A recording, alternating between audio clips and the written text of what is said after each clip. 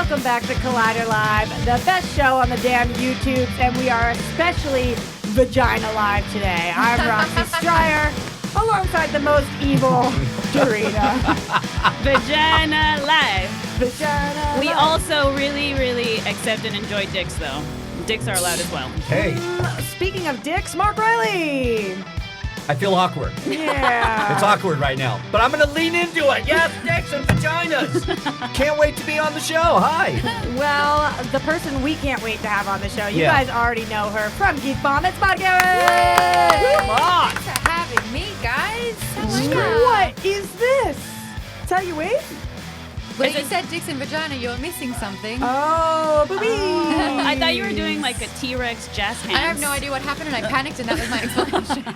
I did the other day. Somebody waved at me, and I waved back, and I honka-honka'd. Oh. I did a little squeezing of the air action. Sometimes, if you put on the spot like that. Well, there's also this. But I didn't do that. That would have been funnier. This was like unintentional. Grab the non-existent breast. When we had feel Hector, like I'm when we had Hector Navarro and Koji Andrew, they were pretty good at this, though. Yeah. I love that. Ooh, This what's feels that? like I don't. Just you know what it is. I You know, do. just I balls. know exactly what it is. Yeah. You know who else knows what it is? Cody Hall. Hey! Always How are your there. discomfort levels right now, Cody? On a Yeah. scale of 1 to fashaja. Fair question. 6. Ooh, a solid 6. I bet if you're at a 6, then definitely at least an 8. Alex Marzoña. What's up? How cute was Alex before the show? In the booth. Hi, Maude. I'm Alex. It was really cute. It was great. It was really sweet. I won't lie. And you don't know what he looks like now. You're like, who's this mystery Alex? And you're like, how much do you love Alex? I was like, well, I've known him for 4 seconds. By voice I only. wasn't asking you. I was asking them, but they didn't respond, which was really awkward. I The responded. Awkward I said episode. it. It's already started very Awkward. awkward. So good. So, good Maude, to, thank you good to for go being here. here. How have you been? seen Haven't her. seen you. I wear question. I wear all your clothes. Are you getting talked? I know. You're so sweet with that as well. Every time I see it, and then people like are tagging me in it now as well, and I have like proud mother vibes. I won't lie to you. The amount of times when we knew that you were coming on the show, Dorina texted being like, I love her clothes. I Yeah. wear her clothes. Like, it was a whole thread. Yeah, That's because for I'm real. not into fashion at all, clearly. Like, I'm terrible You're at fashion. wearing, is that But- Cheddar Goblin? Oh, yeah. So this is an obscure movie, Nicolas Cage in Mandy, directed by Panos Cosmatos, one of my favorite movies of the decade. I heard it was unbelievable, It's fucking but I never unbelievable. went and saw it. We should watch it together. I have it. We can do a whole screening I heard it's thing. batshit crazy. It's amazing. Yeah. It's one of the like visually crazy movies. Like you definitely take a little something before you watch it. Why Yeah. do you think it didn't do as well? Because it's great. No, but People also didn't see it. No, but also it wasn't. It was distributed in a different way. Yeah, it was Legion M, right? So Exactly. it's a fan-funded investment company. Yeah, that- which is really interesting. Yeah. But they've done a couple of movies, and it's basically you literally as a fan can own stock in this company, Yeah. and then they distribute movies. And That's what They did- Legion M does? Yeah. yeah, Colossal. isn't that awesome? I get their Colossus? emails. There you go. So now you can be a stock owner. What's Colossus? the one with Anne Hathaway where she was the Oh, monster. God, I love that. Colossal, Great movie. Colossal. I'm not sure. Colossal. Would you bet your life on it? Yes, because Cody checked in with me and said that it's colossal, so I trust Cody 2017. more than me. So there it is. Wait, I heard that one was really good too. It's That's a great that's a pick. fantastic one. Here's the issue. I go and see 2 or 3 movies a week. I am always going to the movies. Right. How am I missing all of this? Because there's these so many. movies, and also these movies aren't distributed by, like the screenings you go to are studios invite you, right? No, but I go to A24 and like I Welcome feel to like Live Mod. Yeah, lots of sound bites. yeah. I'm sure so you'll good. get one sooner or later. Cody's been on fire. What was that? Ready to party. Oh, that's a good Kristen Wiig. Thank you. Well done. We don't use that one here, but I will say it's my #1 on Twitter. I use that Oh all my the god! time. If I ever want to cry laughing, I'll watch Bridesmaids again. Well, Collider just released a list of best comedies of the decade. Did you guys see it? Yeah, I haven't looked into it, haven't dug in yet. Yeah. Would There's you a lot would on you your consider plate. Bridesmaids to be in there? 100%. Yes. But here's the biggest problem with the movie. I go around since it came out saying I'm really doing it, shitting in the street. Like literally every day. Oh, I mine drop is that. it's coming out like hot lava. Oh, so good. It's But coming out like lava. That's it, lava. I say it all the time. I go randomly walking, I'll be like, really doing it, shitting in the street, and people are like, what the don't fuck? understand. What? I do not understand. You seem like a very deranged woman. and nobody knows the quotes from the movie. That's Right. my problem. The movie is so much better than it's remembered as. Right. Highly quotable. But Like, nobody's Well, doing what's it. Huge. the last comedy that you can quote? Is it that one? Because I feel like have you guys seen really good comedies recently? Like, what's the last No. really good comedy that you remember? Booksmart. Booksmart, I was going to say, but That one's I pretty don't know great. if I would even call that a straight comedy, though. Yeah, it has really great. Coming of That's age. more coming of age, like Yeah. John Hughes style. Cody, comedies? Anyone? Nope. No. Nope. Can't I know contribute. the movies, like, when you think of Can't help you here, Roxy. some of Very the, sorry. the traditional ones, like, Step Brothers was so great, but Yeah. they've tried to redo You have to call me that Nighthawk. duo. Oh my God, guys. Holmes and Watson was one of the. Watson and Holmes? Yeah. You loved it so much? If I could have walked out of that screening, I would have. Yeah, Oh, that's what no. I've heard. Probably one of the worst movies I've ever seen. That's what I Sucks because that understand. trailer was great. No, No, it F wasn't. off. When I No, it saw wasn't. that, we talked about it on this show. When I saw that trailer, I was like, I'm not seeing this movie. There is Yeah, oh, no that's- chance that this movie's good. No. This trailer is the worst trailer I've ever seen. And you were right. Everybody else in this room sat there and said, that trailer's amazing. And I was like, what are you guys watching right now? How does that even happen when you have a cast like that and crew? It's just bizarre to me. I feel like they've done such successful movies in the past that they just no longer really had to try. They were like, that'll do. People will love it. And you know what? If you are watching this and you do love it, that's, maybe this movie is made for you. It's just not made for me. And you can write, but you can start a hashtag that says boycott Maude. Yeah. Right? Because that's what happens on the internet. Maude is so Oh, I grateful had for an that opinion. hashtag. Oh, I should have learned my lesson. I just How had dare, an opinion. how Push it dare down. you? Push it down. God, Get rid of it. everything's amazing, guys. I'm just happy to be here. Wow. Movies, am I right? So you want to talk Star Wars? So bad. Yeah. Desperately I'm so not. glad you're here. That was great. We do have a ton of stuff to talk about today, though, including a whole slew of DC stuff that dropped this morning. My God, I yeah. haven't gotten through it yet. You guys will have to educate Yeah, we'll me. tell you everything that it is. But I am curious from you, Dorina, before we move on to that, what were the top 5 comedies that Collider said? Do you know? Yes. So I have them right here. The lovely writer Adam Chitwood on our staff. great. A lot of lists. He's pretty lately. awesome. A lot of lists. Yeah. A lot of decade lists is what they've been working on. So these And- are best comedies because of this it's- decade. correct. Because we're almost done. The 2019. 20. So, what'd you say, Mom? Because it's There you 2019. go. Guys, it's the end of an era. It is. So 20 My best God. comedies. There we go. Ooh, Easy A's 19. I love that movie. That was a really good movie. Wasn't it? Wow. Okay, so here we go. Deadpool. Top 5. Number 5 is Paddington 2, What? What? As a comedy? which I would put more as a family movie, but I do love that movie. The number 5 comedy of the, Of the decade, decade. is That's kinda Paddington weird. 2. I understand that there's people that would die for that bear. Yeah, I mean, But that's not funny. No. If you want to die for a fictional character. agreed. No, it's really sad. It's a creepy Actually, check yourself cheap in. character. So. Okay, what's number 4? I'm confused. The Grand Budapest Hotel, which is my favorite Wes Anderson movie. Oh, yeah, but they're going weird with comedies. So Number 3 is Bridesmaids. Hey! all right. I That's a agree. comedy. I concur. It's an excellent comedy. What year was that movie? That was 2011. Game night. We are Damn, old. beginning of the decade. Number 2 is Pop Star, Never Stop, Never Stopping, which is also very good. Wow. That is a comedy. Good Yes. call. And an underrated comedy at Yeah. that. I am surprised. Everybody in this room has seen it. Oh, yeah. I'm kind of surprised by that. Usually in conversations, I find that most people Word have of not mouth seen it. was the best asset for that video, Yeah. that movie, because I feel like a couple of people got to see it, and then it was like available on. It's easy to watch, and it's like, hey, if you need a movie, watch that. It's really funny. Yeah, I guaranteed agree. good time. I agree. What's the next one, D? Number 1 is MacGruber, which I love. So Is it I really? agree Wait, with really? it. I Are you love being MacGruber. serious? Yes, I'm not. I'm What? being totally serious. That movie's amazing. MacGruber 2010. That's fantastic. I love that movie. It was like- Ben that wrote that list. Ben Chitwood, I believe you Adam said? Chitwood. Adam Chitwood. Yes. Adam. I thought you were making a Adam. joke because Ben Bateman and Andrew Guy think it's the funniest movie of the decade as well. It's They're so obsessed funny. with It's it. up there. It is not bad. It's funny. It's totally funny enough. But like the number 1 comedy of the decade, we did something wrong this decade. I don't know, man. Maybe that's What why would you everyone's put? sad. I like it a lot. I mean, I would have probably put What We Do in the Shadows higher. On this list, it's number 8. Because that's Yeah. my favorite movie, a comedy of the decade. I love What We Do in the Shadows. Wait, Me I too. haven't seen that, but I thought it was a horror movie. No, it's a mockumentary by Taika Waititi. I mean, horror Oh. elements, they're vampires That was a going very through life. funny.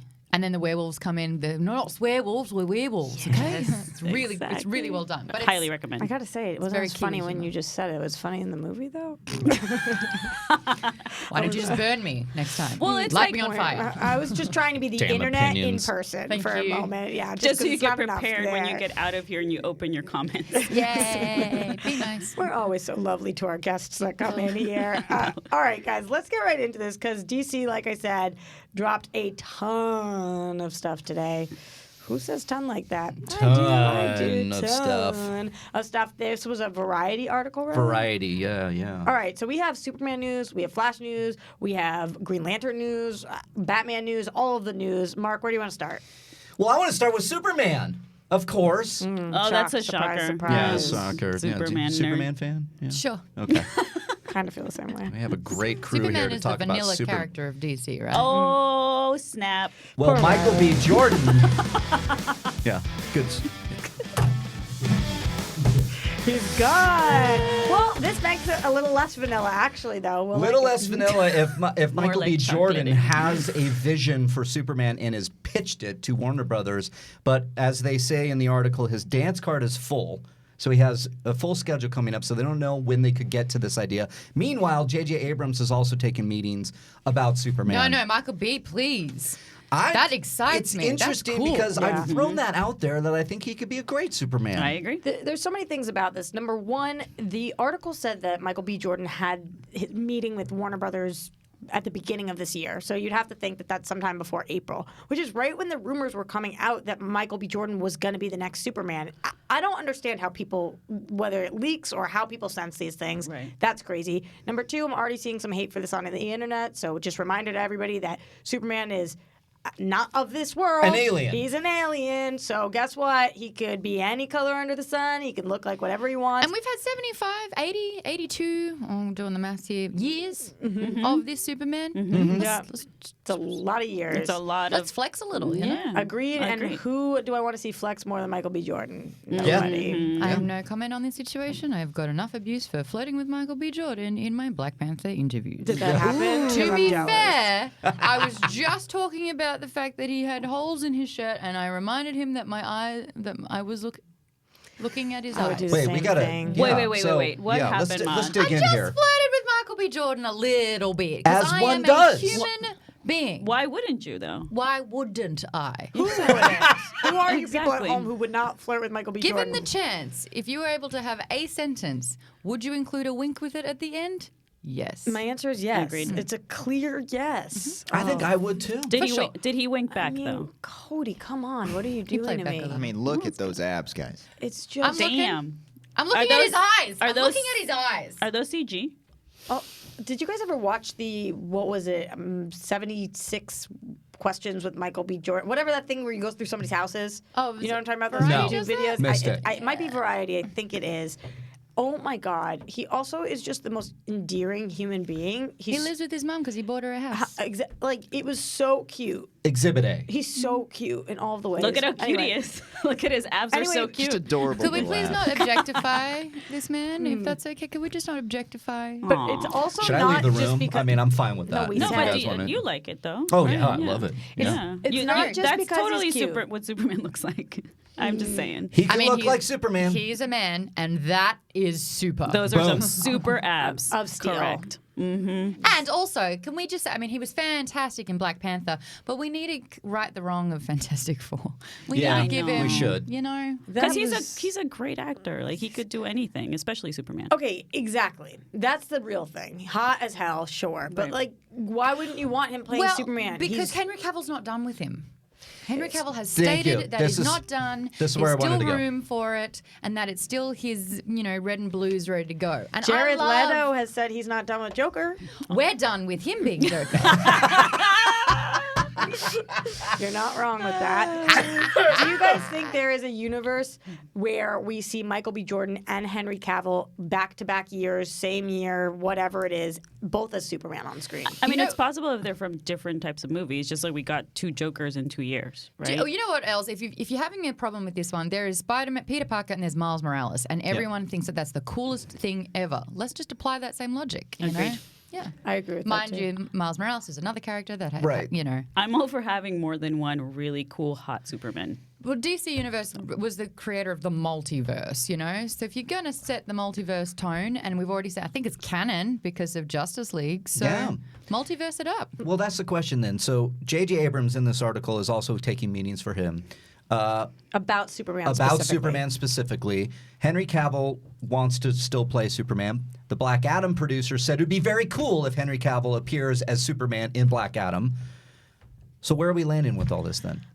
I don't know because, like you mentioned before, Michael B. Jordan's got a very full slate right now. Mm-hmm. So if Michael B. Jordan is to take on the Superman mantle, they were saying also in the article not until at least after 2023. Right. Which is quite down the line. So that still gives Cavill time to be Superman. And then we could have some kind of multiverse, flashpoint, timeline, whatever, some kind of thing that makes it so Michael B. Jordan then is Superman. But I don't know if I know Henry Cavill's not done with it. I just don't know if we're ever going to see him again. I just don't know. I get kind of sad about it too because I still want Mark, I just want my Man of Steel 2 still. That's what I want, and based on his comments, they were so passionate. It just seems like a travesty that he's not going to get to play Superman again if this comes to fruition. They should just give him that as his last movie as Superman, like Man of Steel 2, done. And then he doesn't, he gets to play Superman again, and then we get a new Superman with Michael B. Jordan after that. Let's talk JJ for a second. Okay. Is JJ the right pick to do a Man of Steel 2 or a Superman movie of some sort?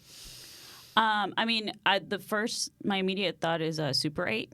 I feel like that's a really good example of what JJ can do with sort of family-oriented, like fantastical movies. I really love the whole first half of that movie. I think it's really good. It's probably my favorite thing JJ has done.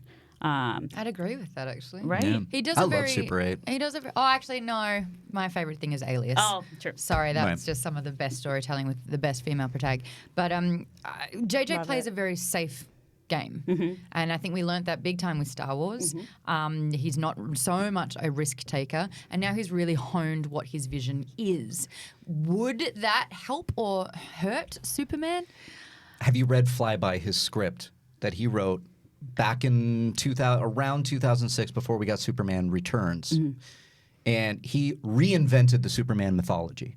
So it was a big swing. So, and I'll spoil it for people because I don't know if he will go there, but it's basically that Lex Luthor was Kryptonian. Krypton never blew up. There was a civil war happening. They shot Kal-El off to Earth to save him from this civil war. So Krypton still around. Lex Luthor was Kryptonian. For me, that's not the Superman mythology that I like because I identify with Superman because last of his kind. There's something kind of, you're talking about a vanilla character. They've never really gone into that. I think Man of Steel actually did. The best of it is going into this idea of being the last of his kind and powerful and what would the world do if he shows himself and all that kind of stuff. So him dealing with that struggle of like, oh, I'm not from this earth. Should I help these people or not? Like, it's kind of crazy. So to I don't reinvent think, that Mark, is weird. I don't think he'd be able to do that because that was right now we've got a Lex and it's Jesse Eisenberg, and I don't think he fits into that vision. But if we we're getting would Mike, change the Lex. I but hope. see, we're talking about all these different things. I don't think he's going to be Lex Luthor anymore. I think we're done with Jesse You think we Eisenberg could because see a Henry Henry Cavill might Cavill- be done as well. That's if Henry Cavill's done. I'm saying if JJ is doing a Henry Cavill Man of Steel 2, you think Lex could be done? Yeah, because- Jesse would be done as Well, Lex? but- No, you're right. No, if But Henry isn't- Cavill is back, yes, I could see him being Isn't Lex Jesse Luthor playing still. Lex Luthor's son technically though? I've So we could heard have that. his I dad don't know. come Who back. said that? The movie. Like it's literally he's playing Alex Luthor or something. I forget what his name is. I mean, So, it's Alex, kind can you of- please look it up? It's kind of hinted at that, I but thought I it don't was know his if son, I thought that but- was more of a rumor that he was. That's what I want to know. Or maybe I just convinced myself because I didn't want him to be Lex Luthor, and so I'm like, that's his son. Bryan Cranston can still come up and play Lex Oh, Luthor. yes, please. I've been thinking a little bit about my comment saying he's vanilla. What the problem is with Superman is that Yes. he's not necessarily vanilla. He is overpowered. He is OP. You know what you do. Ooh, he's trying to save you. No, but can you And- just go to the wiki, Alex? Because he's so overpowered, it's the focus of Superman is always going to be his dilemma, how he uses his power. Right. Because he has so much power and his potential to save or destroy anything. Yep. And what that means is that you don't get as much of a chance to really connect with him. And that's You why mean I you think don't they connect with him when he decides to murder his own father by Yeah. not saving him? Oh boy. Yeah, I mean, I killed my Roxy. dad, so actually, Roxy. shit. And really quick, see, it says my least favorite movie. Alexander Joseph Luther Jr. And then Alexander Luther Sr. is supposed to be dead. Can we highlight what we really But I want think he's more still of? Lex Luthor. Deathstroke. Can I just get Deathstroke, please? There was supposed to be one a with the rave standalone director. movie. Yeah. Yeah. The script was done. It was all approved, and then Ben Affleck. And I love him. I love Batfleck. I did too. There's more Yeah. stuff Were you not in this into article, though. Batfleck, Maude? I think what he wanted and what he got, there was just a little bit too much of that. And then because it didn't particularly go the way of the vision, he just stepped back. And with that meant the cost of Deathstroke and that whole plan that they had going forward with that. And I wanted to see Joe Manganiello as Deathstroke so bad. So did I. Yeah. I mean, that shot the extra scene that we got at the end, anything that you've seen of him in his costume is just like, you know what? I don't even need to see the Batman storyline if it means that we get more Deathstroke. And he clearly wants it, as he's part So of the bad. hashtag release the Snyder Cut contingency. He keeps posting about that as well. Yeah. The hashtag I started, yeah. Look at that. Oh, you set. started that? Yes, You I didn't did. know that? Dorina's mentioned it every she always reminds us. Yeah. Not getting I any missed money it. from it, though. Oh.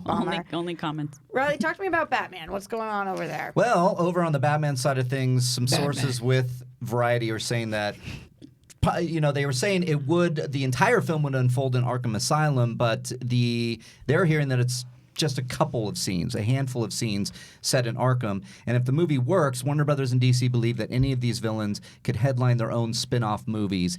Key cast members in both the Batman and Birds of Prey have contract options to appear in sequels and standalone films. So I think this is the Joker kind of effect that we're seeing, is that now they're looking at Matt Reeves' Batman and Birds of Prey as an idea. Maybe they can spin it off into R-rated movies or just movies in general and focus on the villain. This is going to be interesting because we know that Jonah Hill, or we hear that Jonah Hill was offered $10 million, wanted $10 million, didn't get that, so he turned it down. Right. If only a couple of scenes are in Arkham. Can you just imagine for a was second being in just that gonna say. position? Can you imagine? I'd like 10 million. No?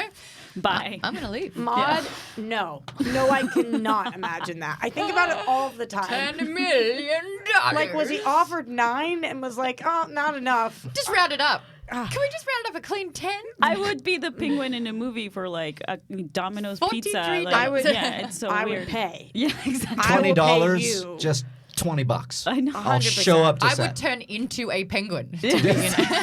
Put me in You have Antarctica. magic powers too. Seriously insane. But it's crazy because he did turn it down, which makes me think that they're not going to be in Arkham the whole time, similar to this article, because otherwise, why would he think he had the playing cards to say, I would like $10 million to be in a couple scenes of this movie? Considering that I think that probably Penguin, Riddler, all of these people are going to be in Arkham. Man, At some I'm so point. ready for more Riddler. Really? Yeah. Especially, Enigma. yeah, especially Paul Dano. I love him. But did you guys watch Gotham? Yes. Did you love the Riddler 3 on there? episodes. I watched only 2. I not found out count. after 2. I stayed the entire time like a true psychopath. What a lonely and road to walk. It really was. Our mutual friend Sam Basher gave me all of the crap for it. I tried to convince him to watch every episode, and he finally tuned in for the finale and said it was dirt crap. So thank you. Hey, to but that. again, if you're in the comments and you love this, well, more power to you. Yeah, I love Gotham. But the reason I bring it up is because their Penguin and their Riddler were bomb.com. Really? Okay. So good. Why? Why did you love them so much? It was a different take, especially on Penguin. First of all, we had a skinny Penguin, because now all these people saying, why are we not going to have a fat penguin? That doesn't make any sense. Don't fat shame penguins. Good point. Especially after we're trying to turn into them. There's you know? climate change. I know they have They less can't to feed. eat.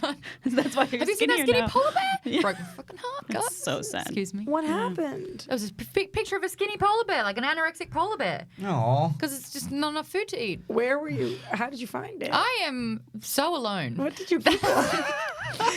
Yet not watching Gotham. I'm literally picturing Maude Googling That's how like, bad Gotham is. skinny polar You're bear. so alone and you're looking at polar bears? It was in my feed, and I was like, that's Okay. the saddest. But what were Alex, they saying?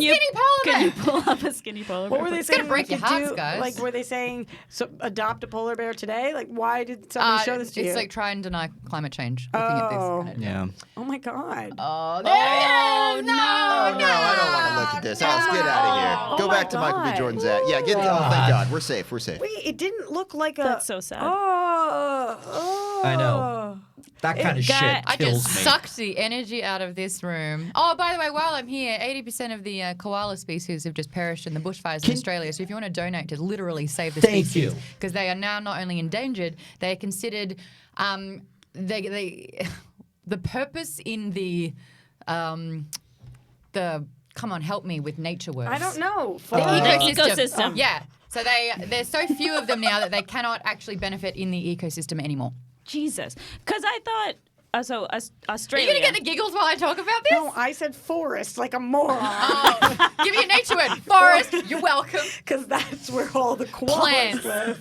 in the forest. Totally. Like, what the flying fuck? Why would I say that? You know, you just need to go to Australia. That's all that's saying. But am I a bad person for not knowing that? Like, how is it there's so many bad things happening in the world that when people mention them, I'm like, I didn't even know that was taking place. yeah, then there's a lot of things. It's really hard to keep up. That, no, I But went this down is that obviously rabbit something hole. that I know. But since Australia is like basically when I hear, I've never been. I've always wanted to go. But all my friends that visit say it's completely different, especially how you guys live amongst nature. Like you guys, it seems like it seems like it's a whole like zoo in there. Basically, like people are just walking around. Is that true?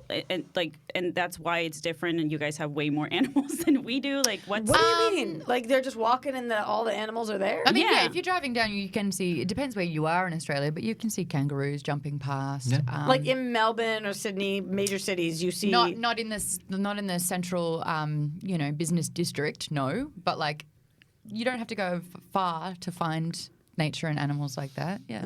Giant spiders. Like where Lots of I grew spiders, up I in hear. Brisbane, we Okay. had midges, mozzies, geckos, moths the size of your hand, spiders the size of your hand, pythons, possums, Wait, Maude, rewind to the brown beginning. snakes, red-bellied black snakes, What were the first two things you said? midges and mozzies. What so, is a midgie or a mozzie? Do you know? Magical No. creatures from the Shire, I believe. Oh. Well, midgie sounds really makes sense. un-PC, but it's not at all. A midgie is a tiny, tiny little fly that when it lands on you, it stings, but it looks like it's the size of a freckle, so you can barely see it, but it hurts. Mozzies, short for mosquitoes. So I was going in size order when I saw Midgies and mozzies? I'm And terrified what's of- its galore? Yes. Wow. I'm terrified of snakes, so I don't know if I could live in love snakes. Australia.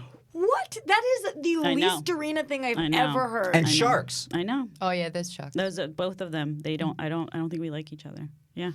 Yeah, you might not want to go to Australia. No. You're Although- afraid of sharks and snakes. Yeah. Jaws messed me up as a kid. Oh, an anaconda, man. Yeah. I watched Yeah. that when I was 11. I just Silly, and the silly. snakes they don't have shoulders and they just move weird and Oh, I just don't. I saw somebody quoted you Yeah. saying that the snakes don't have Yeah. shoulders, I'm which made you trying- weird. I don't get that though. Are shoulders like a safety net for you? I don't know. I'm trying to be more respectful of nature and be like, you know what? They belong here because they're already here. But I don't know if I could There's touch something funky one. about that. But see, you did that and it freaked me out. Yeah, I don't need to touch them. Yeah, exactly. But anyways, my point about that is to ask you, that has the environment there changed as well? Like, where you're just noticing like I mean, we have animals getting extinct all the time? Like, what's happening? Oh, that has happened over the last century. Yes. Wow, it's such a weird question to talk about the nature of my country. The other thing I really want to say about it is that we haven't screwed it up so much that we can actually see the stars at night and the air is cleaner. Exactly. That's why I was like, should I move there? Is what I want to know. Yeah, no, the fact that I've got my passport and an escape plan, it's why I can sleep at night. But can you say again about this koalas so that our audience, like seriously, because Oh, yeah. I went down that rabbit hole and looked at what's going on over there, and it absolutely broke my fucking heart. What is happening? So a lot of the these country's on fires, fire. yeah, are taking out the koala population. And I saw one of of the koalas that was like burned almost to death, and it like broke my heart. And so, if you know more about it, like I would like people to know. There is a koala fund that's happening to save literally the koalas. Yeah. And I think it's one of the places, I believe it's in Port Macquarie, where they just wanted $25,000 raised so that they can look after the burnt and harmed koalas. And I think they're on 1.something million at the moment. Wow. So yeah, people obviously it's like our I can't beloved believe species. that. And it's because of global warming, or it's because this fire is a big reason for it right now. California, At least. I feel like every couple of years is on fire. Yep. It I don't happens feel like in every Every couple year years. now, I feel like- California is going to be on fire. I feel like several times a year. Also, if you're smoking, don't throw your cigarette out the window. Right. Yeah, that's smart. Oh, it's my least favorite thing to see. It's kind of a no-brainer, Yeah, right? you start I have fires. friends that I have seen do that, and I've called them out on it because how can you not? And they've said, no, that's not how it works. How works? Fire? I literally am so baffled by it. I see people do this all the time. It's kind of crazy to me that in 2019, with all of the knowledge we have, that people litter in general, but then that you take fire and you throw it out the window to the plants. Like, why? Yeah, I mean, I think what why? they're saying is like if you stub it out and then you throw it onto like cement if you're at the car window, then that's like quite controlled. No, so many variables. Wind, maybe you didn't stub it out properly. So many Wind, things. Just don't right. do it. Just don't do it. Hey, actually, while you're at it, don't smoke. Yeah. Or you can be like my neighbor who puts it out by throwing it in my fucking pool. What? Yeah. What an idiot. Oh, yeah. We're having a fight. So In all fairness, it's also their pool. it is apparently their pool, too, but he's right above. I'm just saying, you said it like That's like so it's lazy. your pool. Isn't that weird? It's my pool. Yes, I'm owning it. Good for you. It's our And pool. your You're pool. right. Okay. Then he shouldn't be throwing cigarette I butts agree, in our but you pool. have bigger It's issues. not an ashtray. It's correct. It's not an And ashtray. it's not No, his neighbours are shit. pool. And by the way, while we're on a neighbour rage, if you're my neighbour and that's your dog that you take out every night without a leash and let it poop on the grass that I have to walk across to get to my car, Yes. stop it. That's Mark too. Wait. With the Pick poop up your on dog the, shit. with the shit and the Yeah. dog. And Oh, yeah. His dog, the neighbor's dog, goes under the thing and onto his porch and shits on his shits. porch and goes back. Do you know what happened the other Which is day, actually too? kind of amazing. You have to get trained to do that. They finally opened the pool. There was some construction and whatnot. I'm walking by that neighbor, and I just glance over, and I see inside the house, and there is shit on their carpet. And I'm like, you are that person. You literally do not clean up shit. And probably saw it there and went, yeah, I'll get it tomorrow. And it's disgusting. What is that? I mean, I didn't grow up learning that I had to, respect the environment. Like that wasn't in my culture at least. But now that I've become a little bit less selfish, and I care about where I live and like try to be thankful for nature in general. Like, why do people keep trashing it? I don't get it. I don't think they care. Lazy? I think they're It's all just up sad. here with their own Disrespect. problems, bigger Entitlement? issues that they don't go into, that they don't But consider. we all live here, though. In consideration. in consideration. They're really doing it, shitting in the street. Shitting in Things the like street. That. Cody, can I go until 10:55 before we break? I changed my mind. Roxy, you can do whatever you want Thank to do. you so All right, you much, can do Cody. this. I'm right here for Great, you. All right? because I realized He is your hype man. while we're talking neighbors, I don't think I've updated you guys about my my situation. Yeah, I mean, she brought that up, and I was like, wait a minute. this Yeah, sounds Wait, Wait, do you have an familiar. update for us? Yeah, Maude, I've been in like a neighbor battle. So you have a situation that is bad? I've got a bad situation. No. They are called a situation. It's a situation. I love that. Josh McCouga heard Can't that. believe I didn't think of that. Shit show at the Fuck Factory. I'm in a situation, and it's about the trash barrels. So I live in a back house, and the people in the front house want me to take up the trash barrels through the driveway, but they park in the driveway, and I can't get the trash barrels up. That's the premise of the situation. And every fucking week, I get a text message from them, you didn't bring up the barrels. And I say, your cars are still in the driveway. And they want me to lift the barrel, Levitate. throw it over their 3 cars in a row. I don't see what's so unreasonable.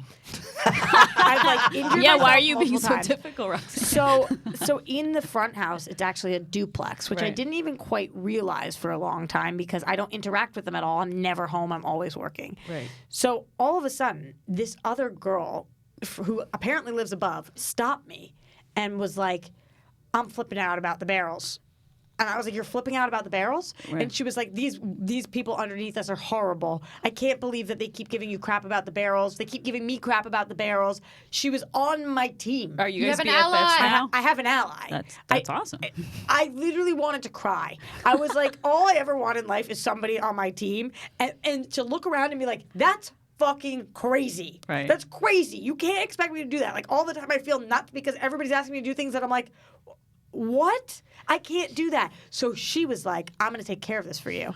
So she put us on a group text and sent a novel that was like, here is why Roxy can no longer bring in be expected to bring in the trash barrels unless you guys change your ways. She's like your publicist. That's amazing. She's your of the guardian year. angel. I literally just wrote back, yeah. Yeah! Exclamation point. Then she side texted me, good contribution. Did they reply? They wrote back so kindly. They were like, totally hear you. We will definitely work on the parking situation. If there's ever a week in which she cannot do this, then we will make sure we bring up the barrels. I was like, Wowie. Wow. You just it needed a takes publicist. two. The joy in my life. Someone to believe in you is a game changer. Isn't it? Yeah. I literally could cry just hearing you say that. That's all I want. I believe in all of you and people in the booth. Yeah. Cody, on a scale of 1 to 10, how sappy are we and how much do you hate us right now? It's a good kind of sappy. It's like a group sappy. Just the it's words where like a it's solid like, Yeah. I'm going to take care of this for you. And she doesn't know me. I was like, wow, why does she want to? Because it's so egregious that they've been doing this. Oh, so happy. She has been hearing it out the window. She's been like paying attention. Oh, she So cares. good. So good. Anyway, Maybe she has a guardian angel. She probably donated to the Koala Foundation. She I probably guarantee did. you she Please did. do. And every And other foundation. She probably cleans her dog's poop too. Oh my God. Always Who clean is the this dog's angel? poop. This girl's a god. Can we not even have a you real have her on the person. show? I would worship her. I'm actually kind of afraid right now I made her up, but I have text messages. Too good to be true. She should be Superman. She should Aw. be. I Are agree. Are you like you have like imaginary guardian angel? don't Is know. that what You You happened? went into a stasis state and you actually wrote it all. You took care of it. I and bought a realized. new phone. It's like Fight Club with Roxy. where she- Oh my God, it's literally like the angel and the devil, and the angel just came out and took care of things. I do That's think about lovely. this all the time. Are you guys ever in a public place and you're with somebody and they're like, oh, I got to go to the bathroom for a second, or I have to run to my car, and then all of a sudden I'll be sitting there thinking, am I here by myself? Did I make... What a twist. You know what, Roxy? No, I don't. I've never had that thought in my Doesn't happen to you life. guys? I'll be out to lunch. Your brain Have I should be been alone this whole time? Did you watch Truman Show or something on I was repeat gonna when you were a say, kid? Or? Yes. Roxy, so many your times. brain should be studied. I 100%. think. But it Yes. happens to me almost every But time. I I don't. got weird shit. No, I got weird shit. Every time I'm in the bathroom in the morning, and it's like not as much in this place that I'm in, but 2 houses ago, guaranteed, if I'm brushing my teeth, I think of this video game. Without fail. Okay. I was like, man, yeah, that video game. What's the game? Elder Scrolls Online.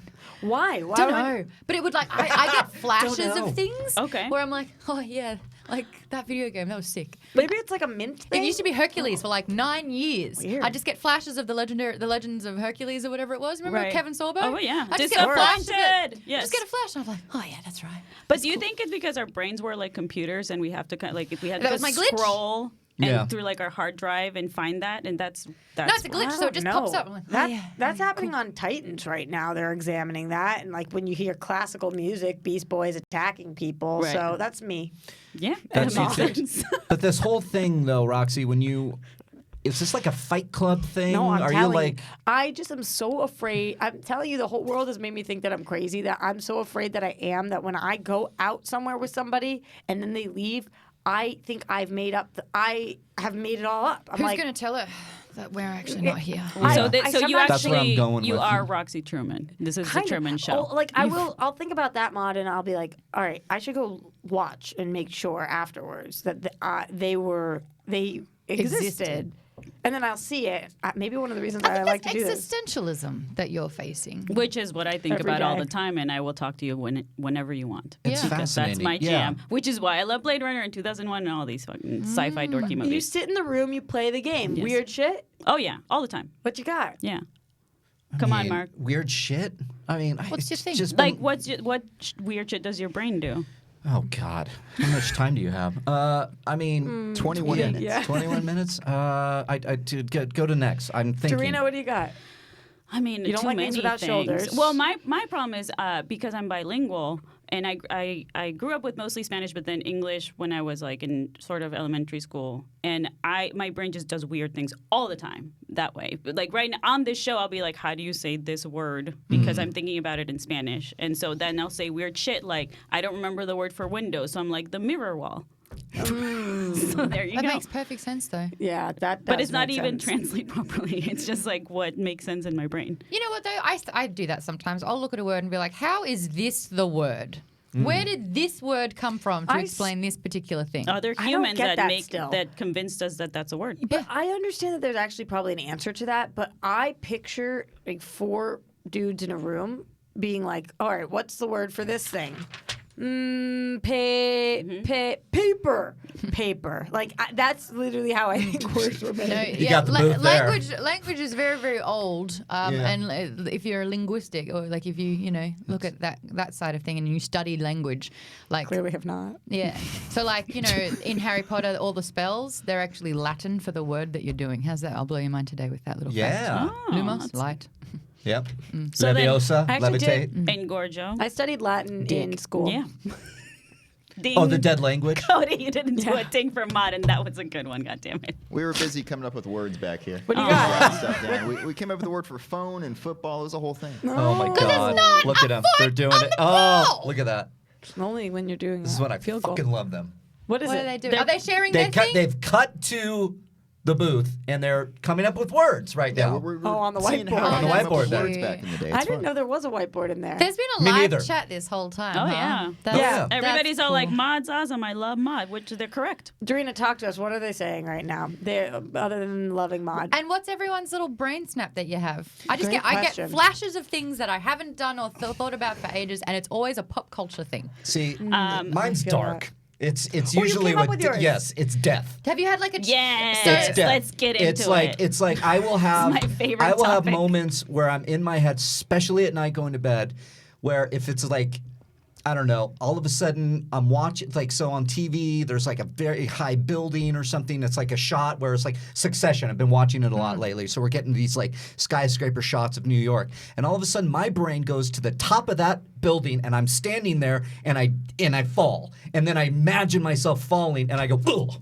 Is that and when I you wake freak up? myself out. How No, many no, times have you I'm died? awake. Oh. I'm doing this in my head Well, they just say on if you die in your sleep, you're dead, right? Yeah, yeah. This is not asleep. I've fallen This and is me landed. just How are imagining you- worst that case makes no scenarios. sense, Oh, that's why I can't watch horror movies. Yeah, well, horror movies that makes me forget, and I go, "Oh, this is great." No, see, when I watch a horror movie, when they have that 3 seconds before something happens, I have thought of 1 million worst case scenarios. And most of those are so much worse than what Right. actually happens. Right. So in that 3 seconds, I experience 19 hells. Like, I literally experience hell, and I'm panicky, and I'm like, all of these things are so bad. And then it happens, I was like, I mean, Oh, that's that still wasn't pretty that bad. bad. Wait, It so wasn't Maude, you don't watch horror movies because of that. So you're like Josh McCouga. So you don't even go to all like the Halloween haunted mazes or anything like that. Last time I did that, I got a phobia. I got a legitimate phobia. I have So, automatonophobia. we have The a- fear of something that's not real coming to life. Wow. So wait, what's behind you right now? Oh No, my I'm kidding. god! Wait, tell me about that. The fear is called automatonophobia. Automatonophobia. I did a video on Geek Bomb if you want to know more about it. Oh, snap. Snap's behind me. Yeah. You just got scared by Josh McCouga's scream, actually. Is that him doing that? I thought Isn't that was it? That's Yeah. a Quillam? That's- That's yeah. not the Quillam. Cody, play some Josh. Oh, that's him at the thing. Oh, God. Yeah. He actually sounds like a clown, and that's more horrifying than him being scared. I think that's him in it, so it makes sense. It's horrifying. Cody, what's your weird shit, man? I don't know. I was trying to think about. Alex, do you have anything? I guess I'm a little bit superstitious about things. Ball rain. What else? Come on. What do you mean? Like you don't walk? Like you walk around ladders and things like that? I guess with the numbers and patterns, like yeah. number 13. Number 23. That's a bit scary for me. like you- I'm writing a song that's like, it changes superstitious. from like 6. Yeah, it's like changes to a time signature Alex that's like got that. 13/4, and I'm like, I don't know if I should write it this way. So. Oh. That's pretty weird, man. I don't even know if I fully get it. You I have no idea what Yeah, it's just saying. he avoids 13s and stuff like that. But 13-4, you don't know if you should write it? 4 is a really unlucky number. Is it in China? So they don't have a 4th floor on any buildings. Is that true? Is that like they don't have like the 13th row on certain planes and things like that? I Yeah, know they don't have 13th 13th floor. floor. in Or not hotels. floor, sorry. Yeah, Row. 4 is another one. 4 and 13. 4 is like literally the word for hell. I 4? thought. Why This do is they the call first one it for me. a roofie when Ni hao you're ma. on Wan the hao xiao xiao ni ne? floor? Yeah, Chinese, I think. Anybody get that? Roxy, you can repeat that. I caught it. Cody got it. I'm still quoting movies like Hangover. It's fine. Okay. Anyway, going back to the amazing topic at hand, let's talk a little more DC, guys. Yeah. Okay, That Let's was- get back to it. Just We congrats, roundabout- team. we Greatest roundabout segue, greatest like We went off for a detour. while. Lighter I mean, existential we hit some helping the koalas and fears Well, now and we actually have to help the superstitions. koalas. Yeah. I'm really sad about that. No, I'm it really is sad sad. about the polar bear. And But, I'm really all right. sad that I Sorry. thought they lived in the forest. That's what I do. I look at things and that are very sad, and I stay in that sadness, and then I spread that sadness, which is another word for awareness. But it's just I But do it's that too too. much awareness I do that sometimes. too. Super because- sad, Yeah, yeah. and you like put on this mitts and it's even more sad. They Yeah. say that if you wake up and you watch the news, there is a 30% chance that you have a worse day. I believe that.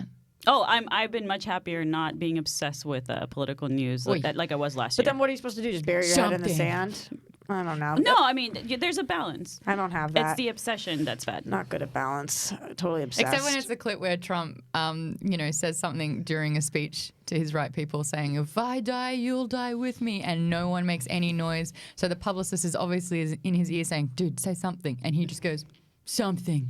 Yeah. Oh my God. that's- Perfect. I watched, Made my day. I watched the Adele Dazeem clip like 45 times again last night. Adele So Adele, It's the just not close. wickedly talented. Talk about brain one farts, right? That's- and only Yes. Adele Dazeem. When he Really says good. wickedly talented, that's where the train goes off the rails. You can watch it happening. Talented. The wicked, oh shit, here we go. It's her name is Adele. No, Mark, he does not for 1 second think he fucked up. He thinks he nailed No, it. it's not because I do the same thing where See, I'm I not see 100% sure on someone's name. If I'm 98% sure, that 2% will get me every time. So Yeah, I would be yeah. like, "Hey, great to see you, Doreen." And you just kind of, and that's what he does. He's like, "Adele." Dazeem. And then he Yeah. turns like, nailed it. Like, But no he one's gonna did hear it it. very confidently and walked away. Okay, And then- Reilly, talk to me. Talk to Sorry. me about DC stuff. What is going on? Where are we? Because this is the longest Well, we article. talked, And we I got talked to the Batman. We talked Superman. Okay, and I got to the end of this article, and it's like it ends. Did you get it? Yeah. I missed this last part because it's been a very long article. We'll get to it. So, Green Lantern. There are two things going on with Green Lantern right now that I'm looking at. One of them is actually doing a movie that J.J. Abrams are passing it over to J.J. Abrams to kind of maybe he can produce it as well as the Superman movie. But then they say the Green Lantern with Greg Berlanti for HBO Max is happening. So they're separate. I thought that was going to be for the movie. Well, they kind of mentioned in the article that they are planning on doing content on HBO Max that is under $65 million that Right. they could possibly spin off into the movies. So Green Lantern might fall in that realm. I kind of liked that DC kept it separate. Marvel double dipped. So it's like Marvel trying to make Agents of S.H.I.E.L.D. line up. It means that you have to be across all parts of content as it's released for it to fit that timeline. For me, there was a relief in DC, the CW shows, staying completely separate. So I had a little less pressure about how I would consume said content. Right. So the fact that they're going to tie it in a little bit more, I don't think it's necessary. Especially on a paywall service. Now we're not even talking about CW. We're talking. I mean, I guess with Netflix Yeah. that makes sense. But DC Universe is an app that I think a lot of people probably don't have right now. HBO Max might be similar. Well, it says here, in regards to Green Lantern, Jeff Johns is going to be delivering a script for Green Lantern Jeff Corps. Johns loves Green Lantern. It's Yes. his favorite one. It's his little baby. And I love Jeff Johns loving Green Lantern. the That's supposed to be project- the end of this year, correct? That he delivers that script. Does it say here? I can't really see. I But think the it was- project may be presented to Abrams and Bad Robot to see if they're introducing and producing the picture. It doesn't say where the year is, but I'm assuming it's soon if they're saying this. We initially had heard that this was going to be a buddy cop film, that this was going to be a Jon Stewart, and I don't know Lethal whether Weapon they in were going to space. do a Guy Gardner. I don't know who they were going to actually pair him with, but that's what at least Jon Stewart and some kind of buddy cop thing. Is it Jessica's the other one? I think that they had mentioned two guys, but I'm not sure. Again, Yeah. there's so many Green Lanterns, they could go in a lot of different directions. But is that something that you guys would want? A Green Lantern show on HBO Max, completely separate from Jeff Johns' Green Lantern movie in the theaters. That's like a body cop kind of thing. I mean, I've said it before where I don't mind different interpretations, even though you have the same character being released in different mediums, whether it's streaming, whether it's a movie. Just make it good. It's like, I love Joker for that reason. They didn't care about anything else, and they just did their own interpretation. And as long as you have people that are working on these characters that love the characters, you usually get some quality. It's so hard, though, Dee, because I feel like we want creators to put blinders on and just create the best work.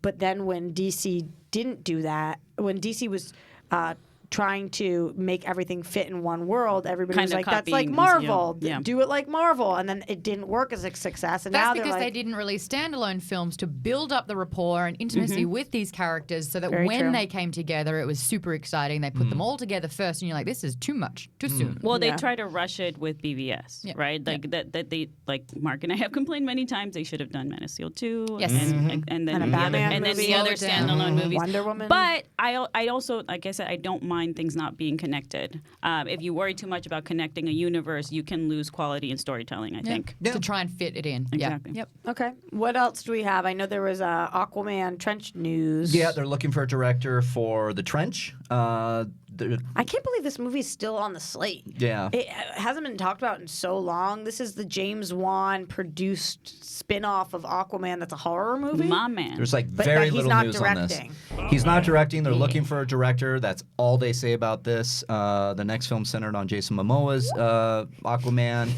It's been tapped by James Wan, and they're hoping to start shooting in 2021 for Aquaman 2. Show of hands, or maybe say I, because this is also a podcast, if you care about Aquaman. I actually really enjoyed the movie, even though it was cheesy as fuck. I loved how it looked. It looked like Flash Gordon. It was awesome. It was fine. I like it. I like the movie. Did you hate it? I didn't hate it. It was just I didn't like it. I love James Wan. You're right. The directing was amazing, and what he was able to do with an underwater effect, like he had all the means that was amazing. The script was weak. I agree. Because agree with that. I happen to love Man of Steel, Batman v Superman. I love those, and the tone was just absolutely a 180 when we got to Aquaman, and I was like, "Where's?" So I was a little bummed by that, and it didn't entertain me that much. But Roxy, I'll say it that way. you like Jason Momoa as Aquaman, I right? like Momoa. I think he's great as Aquaman. I like the movie. I think that there were holes in the script. Tonally speaking, it was kind of unclear what it wanted to be. For sure. But like those action sequences, it was like, how cool is this? You're like, The action's great. It's distracting me. Yeah, I thought I that get it. I really enjoyed a lot of it. Yeah. I actually liked it less rewatching it the first time I saw it. I think I liked it more because it just was so great to look at. Right. In the theater, it's just a spectacle. Yeah. I had the opposite of that Really? because I had a real problem in the theater watching it. I was like, ooh, and then I watched it again at home, and I was like, oh, it's not as bad as I remember. So I also had I don't know if this happens to you, Maude, but I was doing the junket for this movie, and sometimes it makes me have rose-colored glasses for something when you're going and you're screening something so far in advance, and everyone in the room is a hype person for it, and you're watching it on this massive screen exactly how they want you to see it, and and everybody in the audience is like, yeah! How I watch the movie impacts how I like the movie. Me too. The Last Jedi. I was at the world premiere, and the atmosphere and the energy from the people in that cinema, I had the best time watching that movie. And then when it got hate, I was like, I don't understand. How? And they're like, well, this entire chunk in the middle doesn't make sense. I was like, you're right. Yep. Oh my God. Rose-colored glasses. Yeah, so I was there too, and similar thing happened to me where the Yoda. Good for us. yeah, The agree. Luke Christian. and Yoda scene, I was like, oh, this is so cool. I'm so happy. Like it's bringing me back to my childhood. And then the Canto Bite stuff started, and I was like, I don't know if I like that as much. And then later, I was like, yeah, I was sure I didn't like it. Yeah. It's weird. Canto Bite is fine. I was like, why didn't we get more Justin Theroux? Right. All he I did don't was under- Justin I- Theroux the dice. Yeah. Hey, him. Josh McCougar liked that one too. Boom. love him Nailed so it. much. What else? Do you want more? Yes, I do. Okay, good. What else? What else? Because we are on the precipice of Last Jedi conversation, and I've been saying over and over again, all roads lead to fucking Last Jedi. I mean, it just always seems to happen that way. All roads lead to DC. But DC, here we are. For The Flash, they're still moving forward on Ezra Miller's interpretation. I like it. Andy Muschietti is going to oversee that. It's still in development. Christina Hodson, who wrote Bumblebee, is writing the screenplay now. Yeah. She's about to finish this and turn it in, and then she's going to move on to Batgirl. Fantastic. Super excited about Andy Muschietti and Christina Hodson teaming up. Super not excited about Ezra Miller being in this movie. Really? See, I'm so glad he's still involved. Did you not like him in Justice League? Like, really did not. Really, Oh, I thought he was one of the better parts in Me it. too. Yeah, it needed that comedic relief, and I thought he was great. I didn't think. Oh, go ahead. Just him as a person, I believe, is a liability. Interesting. Is it true that he travels around with like his life guide person? Guru? Yeah, What is- life guru. Because maybe that's what we need. I do need that. I actually adore him as a performer. I think he's excellent. He's in great. Everything else. Yeah. I cannot stand this interpretation of Barry Allen. It drives me nuts, maybe because I am such a fan of Grant Gustin and I have that at the same time. But it just, when I watch it, I'm like, I feel like those stupid people that tweet "Not my president," not my Barry Allen. Not it just isn't. It's not. I can understand that he's different than the Barry Allens and the other Flashes that we're used to. I just really liked what he did in the movie. He's not as put together as Grant Gustin. I feel like that iteration of the Flash, like he kind of knows what's going down and he's able to handle it better. This one, he's just a little kid who's just like, what the hell? Yeah, and I love that reaction because that made me actually kind of relate to the character because he's like, I guess how do I fight? Yeah. I thought that was my favorite part of the one taught movie me. where Yeah. he's just like he's not a superhero and he's becoming one, and that's my favorite part of these movies. That's why you love Spider-Man the most? Because that's all Spider-Man is. Well, it's like more like Joker and Magneto, but you know. Yeah, she likes How her to be villains. bad. I have all this evil in me. What do I do with it? Remember Oh, when- that felt good. They're dead now. No, they're bad God. people. Do But- you remember when Dorina? No, they're bad people. I just grew they- up fascinated by the characters. Is all. It's fine. fair. This is what happened. We asked Dorina what her weird shit was, and she was like, "Oh, probably the fact that I'm bilingual," and said nothing Oh, about just bypass the Satanism. Yeah. Oh, cool. Didn't want to mention that Magneto and Joker. Cool. Look up to the villains. No, I It don't might be look the fact that he up to speaks them. multiple languages. Just to be The best clear. villains are the moral You gray adore area. them. You love them. I know. You look up to them. I don't like what they do, don't but I like what they do. understand why they become villains. Which They're iteration of evil. Magneto is your They're favorite? shitty. Ooh, like in comics or in movies? Which Just iteration? yeah. I mean, I love Michael Fassbender as Magneto. I Ooh, think Daddy he's- Maggie. I like I actually have not heard that, but I'm into I have it. Just never said it. heard that. I'm into it too. I think it's the first time it's ever been birthed out of one's mouth. But it sounded right. It just went well. Guys, Create before that we go to hashtag. commercial, because we are going to take calls when we come back, Reilly, anything else in this article? It ends with the Snyder cut that there's an insider there that says, not going to happen. Yep. That it's a pipe dream, said one knowledgeable insider. There's no way it's ever happening, is what they said. I can play a Who does different Dorina have song. to kill to get that to happen? Oh, and guys, we didn't say it. We didn't say it's a pipe dream. He read it. Oh no, the internet. I feel you already. We'll be back taking calls, not about Zack Snyder.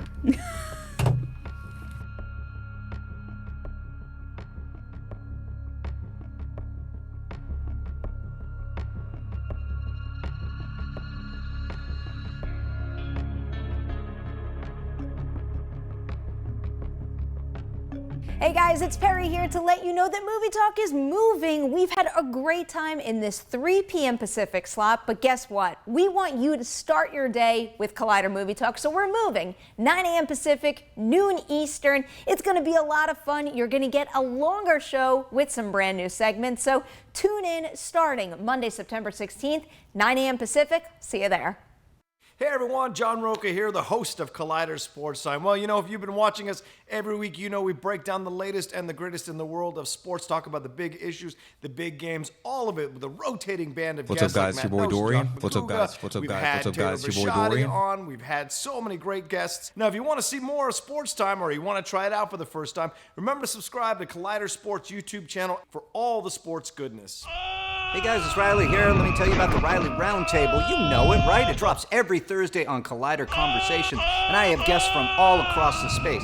John Roca, Gray Drake, Alexander Desplat came on at one point. We talk everything Alexander from movies, we Desplat, talk you about guys. life, and everything in between. What do you want to hear? What do you want to talk about? It's the Reilly Roundtable every Thursday on Collider Conversations. You get it there. Hi, I'm Corey Jandro, host of Collider Heroes, and I'm here to tell you we've got 20-minute episodes coming at you on Collider Video, on the YouTube, as you've always loved it. Plus, now we've got hour-long podcasts dropping every Thursday, so make sure to subscribe to the podcast because it's going to get even more sweaty on the podcast. Plus, every week, we're going to try to get some very special guest interviews, all of the people that help shape these movies and TV shows you love. So, video, podcast, interviews, all coming at you. Be sure to subscribe. Thanks so much, guys. Stay sweaty. What's up, Collider fans? Ryan Satin here from ProWrestlingSheet.com, where you can find the top stories throughout the week in the world of professional wrestling. If you're a wrestling fan like myself, then you'd be doing yourself a disservice by not checking out all the shows we do every week on YouTube.com/C/Wrestling Sheet. In particular, on Wednesdays, we've got a SmackDown recap show hosted by John Roca and myself, where we pick apart and talk about every little thing that happened on the Blue Brand. So do yourself a favor and go subscribe at youtube.com/C/Wrestling Sheet.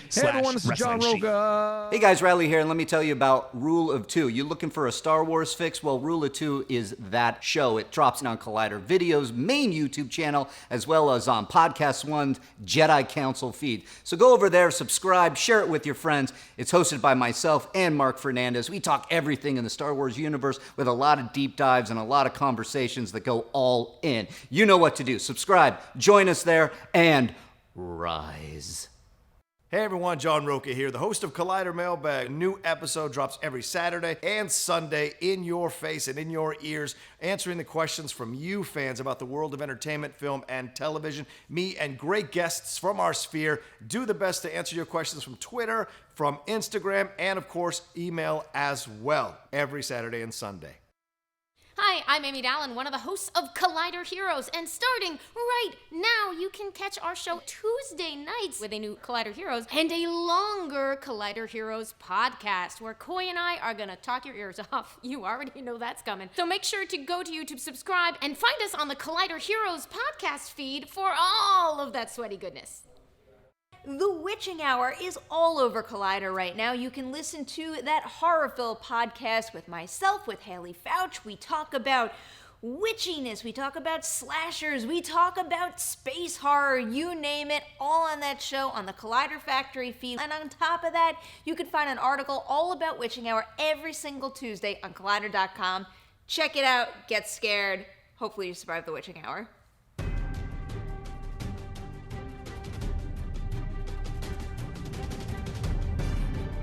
Welcome back to the Collider Live right now with the dancing people. This music's awesome. I love that.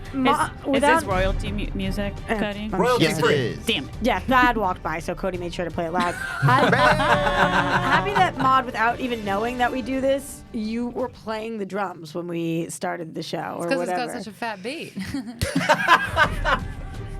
Duh, Roxy. It does have a totally fat beat.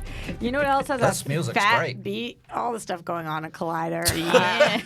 I know that. What a segue. Nice segue Seamless. No one ever said I was great, okay? I know that Perry just did a video for Ready or Not Yes. coming out. So Dorina. Ready or Not, if you guys haven't seen that movie, it's one of my favorite movies of the year. And Perry is awesome and brave, and she went bungee jumping for Jumanji. And she also learned how to use a crossbow with Ready or Not star Christian Brun, I believe is how you say his name. Brun. So there's a cool video up there on our Collider Video channel for you guys to check it out. Oh, that looks fun. I love how all these junkets are just like kind of inadvertently training her for the zombie apocalypse. Right. She's She's just probably like really figuring good out everything and be around. crossbows. It's also the most ever in her element. Like, she looks so happy Yes. being there doing that. Yeah. No, she was so happy about the bungee jumping. I'm like, you are crazy. I would never. No. I did But not. you were, so you went, but you did not. No, bungee thank jump. you. No, thank you. Why would I thank want to you. jump off a perfectly good platform. Land. Exactly. So you abstain. Because you only live once, dude. So the feeling of free fall, so if there's really bad turbulence in a plane Oh, or God, no. roller coasters No. or the free falling Roller kind coasters, of yes, but- like the ones that just drop, that rush down your spine that you get is my least favorite thing in the world. In So a you don't plane, do it's- roller coasters. I love it. Some which are fine, but that drop sensation, I hate it. In a plane, it's the worst. Oh. Because you're in a plane that could go down. You talk about my thing that I think? Planes is a big one. No, planes are amazing. But cars are more dangerous. Here's my question. I'm to in you control. guys. I'm in control of the car. That That you dropping think of. feeling. That I think. You Hey- think you're in control of your life, Mark. I am not. I understand that, but please don't go there because then I'm going to fuck myself up in the brain. Serious question. That dropping feeling you feel when you're falling that you just described through your spine, I feel it in the same place that I feel sex. Do you guys not? Whoa. Nope. I don't mean my vagina. I mean like the inner part of where a penis ends up. Like I literally Wait, mean, what? I'm not kidding you. I think I love it so much because I feel it in the same inside, like it's the same feeling. You need to have sex. My face looks like it's feels judgy. so I think bad. sex has changed since the last time you had it, Roxy. So long. Yeah, we've updated But you've been sex. flying so much more, I've noticed. And fly constantly. Sometimes I don't even know where I'm going. Just go to the Hey, airport. Six Flags. Anyone want to go to Six Flags? Six Flags? We should go to Six Flags. I'm not kidding you. Flags. I guess this is a conversation I should have had with you guys off air, but whatever. Now that we're here, No. You guys When you're don't- in the room, it's not you play that the game. Same spot for you guys. Are you saying No. that you're on a roller coaster? That's a hard no from me. Pun intended. Is that what you sound More of like? a hard. Yes. When soft you no. Wait. I don't know. Cody, what is this?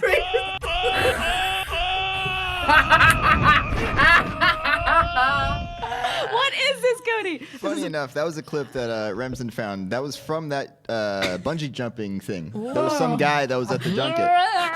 And he's like, this sounds hilarious. And Hey, It sounded like he was on a roller coaster. let us know in the chat. Do you almost come every time you fly? or go on a roller coaster. I'm telling you guys, it's the same location in my body. Where is it for you? It's down my spine. I mean, it's not really. It's like that's like your G spot's in a weird No, it's spot. not my G spot. It's like where The uterus I'm almost. saying it's where the penis ends up. Like the Well, end, it depends on the penis, no?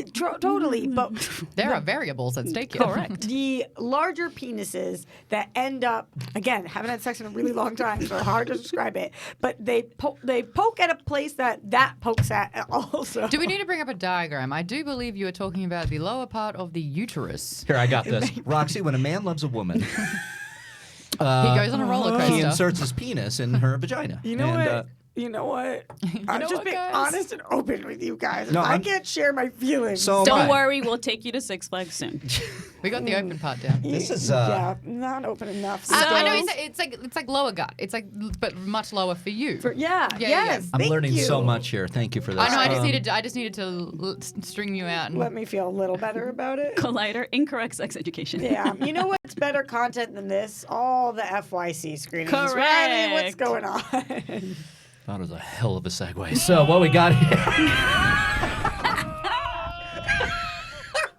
I feel that. That might be my favorite soundbite in a very long time. Wait, can we do that again? Can Maude translate the O face while you play the Please. soundbite, Cody? Cody, please. Okay. You look like me on every roller coaster. No, please do. I'm flying right after this. You want to come with me and you can just see how it goes? No, please do your Jurassic Park after this.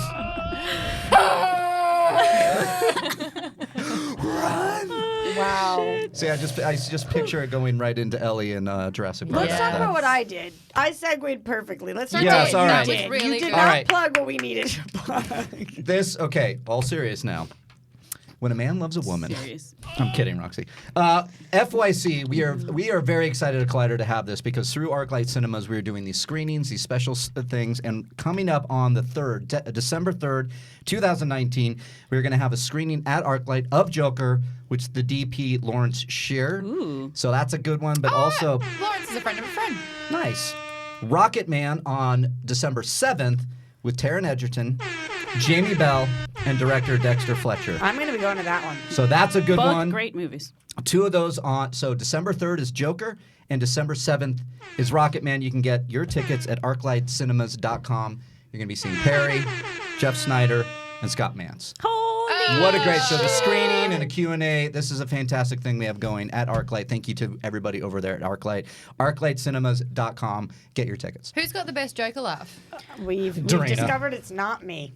But I still love Roxy. So let me do mine, Maude, and then Roxy will show hers. Oh, boy. I'm a little sore right now, but You're also it was not okay. enough dead inside. Oh, no. You need Yeah, to you just got to get Got a that. little light in there. Go. No.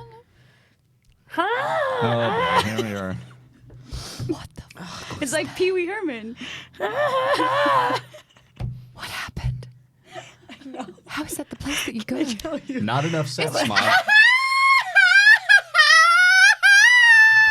That's what I think I sound like. No, definitely not. Okay, I will do your impersonation. Well, we have of the the Joker tape, now. so. Yeah. It's pretty good. It's Pee Wee Herman. pretty good. Yeah. That's exactly what it is. Give me back my bike! Oh my God, you are what I do when I can hear Christopher Walken, and then what I make is so not what I think I'm doing. It's me with all impressions. And it's Walken here. You know, you can laugh. You laugh.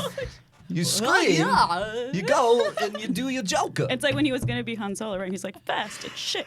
Fast ship. Cody, I've open never up those heard phone of lines so they can rip okay, us I think apart. I'm getting back again. There you go. I think that you're all so great. Do your Christopher Walken. I want to hear it. Oh no! You sit in the room, you play the game. Yeah. I'm walking around. Yeah. Oh, Lord. You know, it wasn't bad. It wasn't It bad. wasn't good. It wasn't good. Thing. I Not really Christo think, Walker. I think I'm really good at it. All the impressions, but I've heard from people I'm not. So I acknowledge that exists while I also acknowledge my truth, which is that I'm very good. I cannot wait to hear you scream on a roller Here's coaster. what's Cody. We have a call, by the way. Okay, Yes, we're going to caller. use this as the call. Caller, Okay. you're on Collider Live. Where are you calling from? Who are you? Hey, it's Matt Link from Koreatown. Hey, Matt. Matt, so happy to have you. What's going on? What do you got for us today? I just want to say I'm not very familiar with Maude, but you are fantastic. The Isn't chat she? is just loving you. You're hilarious. This is why we wanted the Maude best. on the show. Thanks, Hell baby yeah, boy. to Maude. It's so crazy because I feel like you were so embedded in this space, and then you. Matt's a new Collider fan. That's what I'm hearing. Because if you shout out to all the loyals, all the old schools, but hello to the new people too. Amazing. Any question for us, or you just want to tell Maude she's great? Well, I did want to say that, but I had a quick question. Just what is one thing in like the media space that you hate? Like, for example, Publicists. for me, I fucking hate car commercials. I just can't take them. Okay, Every sorry. time they're on it, I go into a stupid rage. So that's just like a little. so pet with peeve you, thing. I was Maude. wondering what you guys. Matt, great question. Thanks for the call. Cody and Alex, were you guys laughing about? Oh, yeah. That was funny. Just what part? You hate car commercials also? That was the mod thing. So here's my thing. On the red carpet, I mean, I'm at the mercy of getting content, right? And I need the stars to just talk to me, and I have tried every single thing. The amount of publicists that have turned their back on me, and I've got some horror stories about some particular stars, publicists, where they feel that aggression and Dismissiveness. pure meanness is where I was going, is a part of the job. And I have a theory that it doesn't matter what you do or who you are, you do not have a right to be a dick. That is a choice. Being a dick is a choice at the end of the day. And some people feel like applying dickishness actually helps them, and I strongly believe that it hurts. Yeah, That's I all. completely agree. It's like a weird thing where people think that they're going to get some respect through being mean or fear, in which you're not. at all. Except for all of the publicists that we work with here at Collider, because they It's just, obviously, are this the is a best. hashtag not all, but Oh, there yeah, is yeah. a No, one, we there's get one it. or No, I two totally where get I've it. had a I've had the bad same thing. experience. I've had the same thing happen to me multiple times, and it sucks because I don't like anybody whose goal is to make you not feel like a person.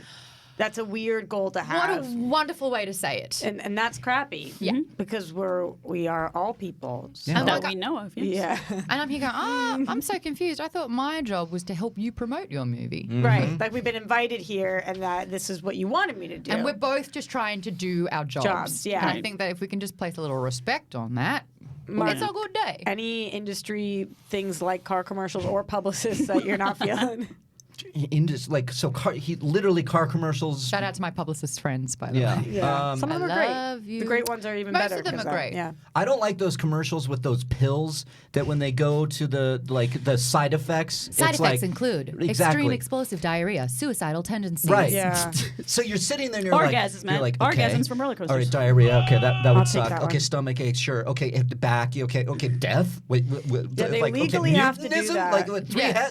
it's like it keeps going. It's this thing though where it's like, do you sometimes have a slight headache that makes you feel bad for about 3 seconds? Try this tablet. Right. Side effects include Yeah. every awful thing out there. You're like, just But suck up it's the headache. rather deal with the juxtaposed. headache. It's juxtaposed with these people enjoying life. They're like, yeah, side effects include death. It's dismemberment. Yeah. You might have oily discharge, and you're just like running, and they're like, and I'm Studies like, have proven fuck that this 4 commercial. out of 10 people did commit Yeah. suicide taking this product. Oily discharge? Well, see, I was trying to pull what I've happened? actually heard from these commercials, and then a sideways quote walked in there. What is oily discharge? Use your imagination, man. Oily discharge. I am. I mean, there's a lot of weird stuff that comes out of at least our vaginas. I don't know about penises, I don't know about but oily though. some weird I don't stuff. like that feeling. I've It's had a- oily pores before. yeah, me too. But It's not. a. that's it's- true. And It's a that's quote from technically a Sideways. discharge. Oh, okay. Yeah. Dorina, what do you hate?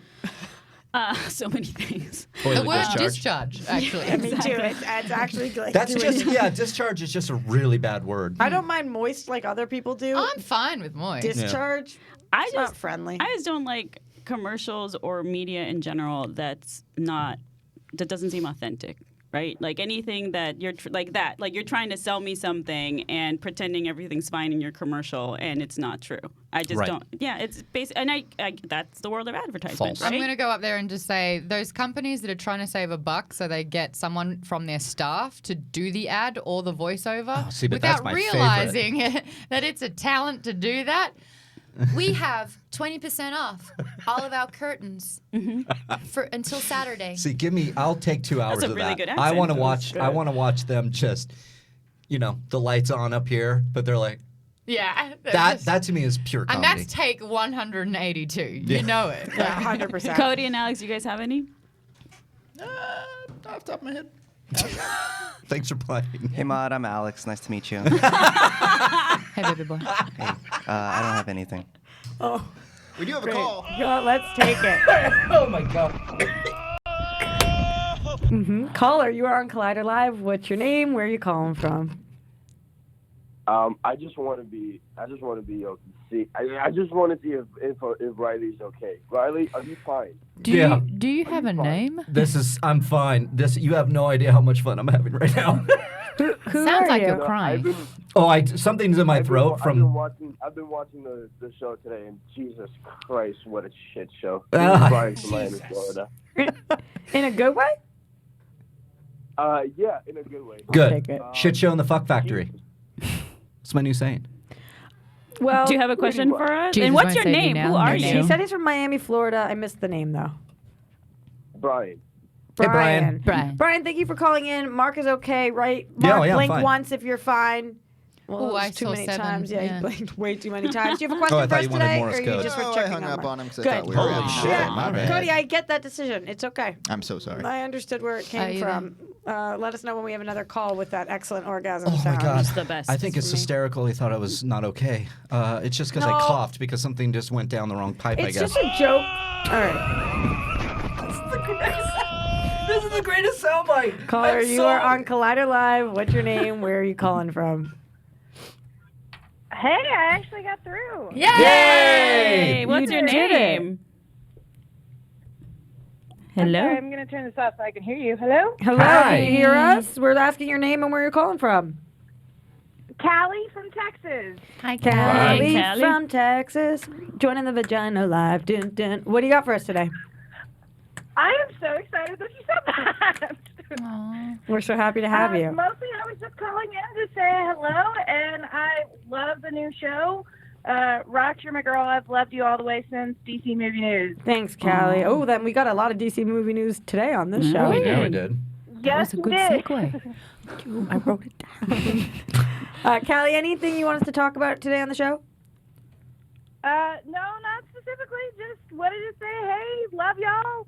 It's like the only time I ever get to call. I'm a teacher, so I'm off from school right now. What do you teach? Off for Thanksgiving. What do you teach? Oh, I'm a pre-K teacher. What's the worst thing about teaching pre-K? That they're 4 and 5-year-olds and you get your attention for about 10 seconds. Yeah. I could I've heard that. never do Damn. that job. Callie, you must have the patience of a saint. Yes. Well, we know she has the patience of the saint because calling into the show is a treacherous experience. Is It she our takes- guardian angel? Yeah. Oh my God. Are you Maybe. the one who helped me with the garbage cans? No, I'm not.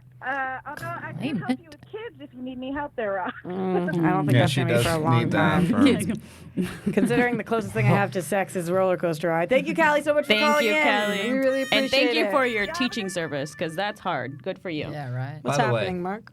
This thing. Smells?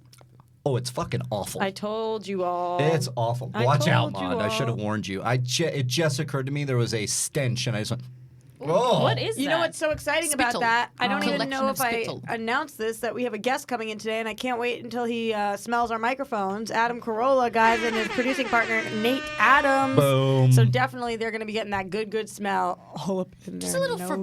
Febreze, guys. Just spray a little Febreze. We've done that. Oh, Yeah, dear. but we did it the wrong way, Maude. How would you do the Febreze? I'd spray it. Yeah, but just directly on?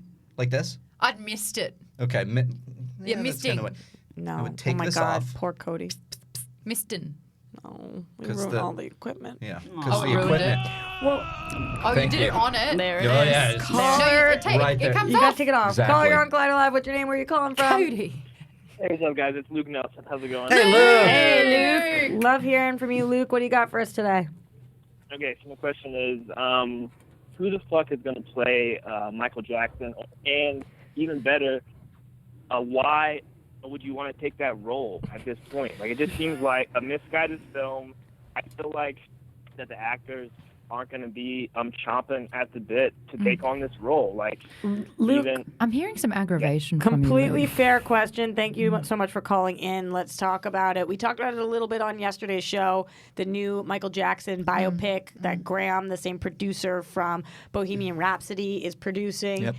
I think it's a fair question. Who's going to take it on? It's not just who they want. Who's going to accept this role?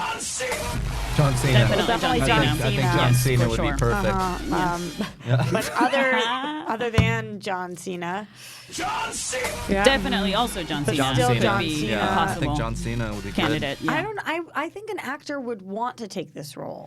Maybe an unknown. Maybe an unknown. I was that going does unknown because Or- big break. Or so just like somebody Michael Jackson, they shouldn't touch it.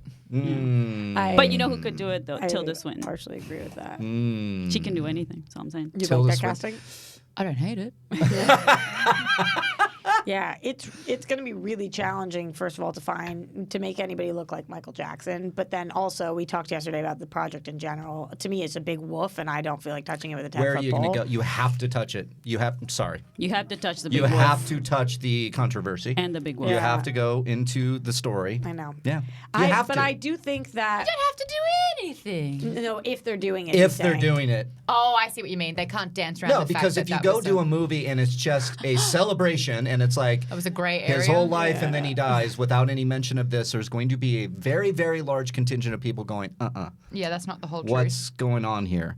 So, and I want to see that. I would really But like to, if they're going to go deep, go Actors' deep. jobs are to portray people, characters, or people who existed, and I think that in the same way. And no, I'm not calling Michael Jackson this person, but even if you think that he is the devil incarnate, there are people who play Hitler, you know. So, or if you think that he's the bee's knees. So you don't think it'll actually tarnish the actor's reputation if they take on this role? I don't think it should. Whether it does or doesn't, I don't know. I honestly don't know. What do you think? I mean, this is controversial. Acting is so interesting because, like, Scarlett Johansson has obviously received not once but twice she's accepted a role which she probably should have turned down. Yeah. It's really, really hard. I mean, Cats is going through a controversy at the moment where, a black actress is portraying a white cat. I've not heard about this. No. Are you serious? This is a thing? Yeah, but it's like, well, if she's sake. accepted that role, shouldn't that not be her choice? And it's a cat. And apparently it's like an Egyptian cat, which is technically, if any cat was to be black, it would be that. Or people up. This is me not answering the question. I just hope you got that. I mean, I'm just really looking forward to Cats, so I'm actually very interested. Not and anymore. fascinated by that. Not anymore after this. After that controversy, well, you know. Well, it's not. It's just their audience members I'm to find. I'm making light. so weird. That's kind of ridiculous. Are you ready for this segue? Yeah. You know who loves cats? Adam Carolla, who we are going to be talking to right now. That's actually true. He talks about cats many times. I didn't just make that up. That is a It's good great. segue. I love cat So people. I know how to do this. Nate Adams, Adam Carolla coming back with us after this. If you guys have questions, make sure you're writing them in the live chat. Maude Garrett, everybody, thank you so much for joining us. Maude, where can everybody support you and keep up with you? I'm at Maude Garrett on all social media and head over to Geek Bomb. I do a lot of celebrity interviews over there. What happened at the end? I'm hungry. I haven't had breakfast. Me too. I get it. I I'm got starving. the grumbles. Yeah. Hungry for your lovin'. Okay. All right, we'll see I'm you gonna go guys to break in a- now. Yeah. Go to See you break. guys.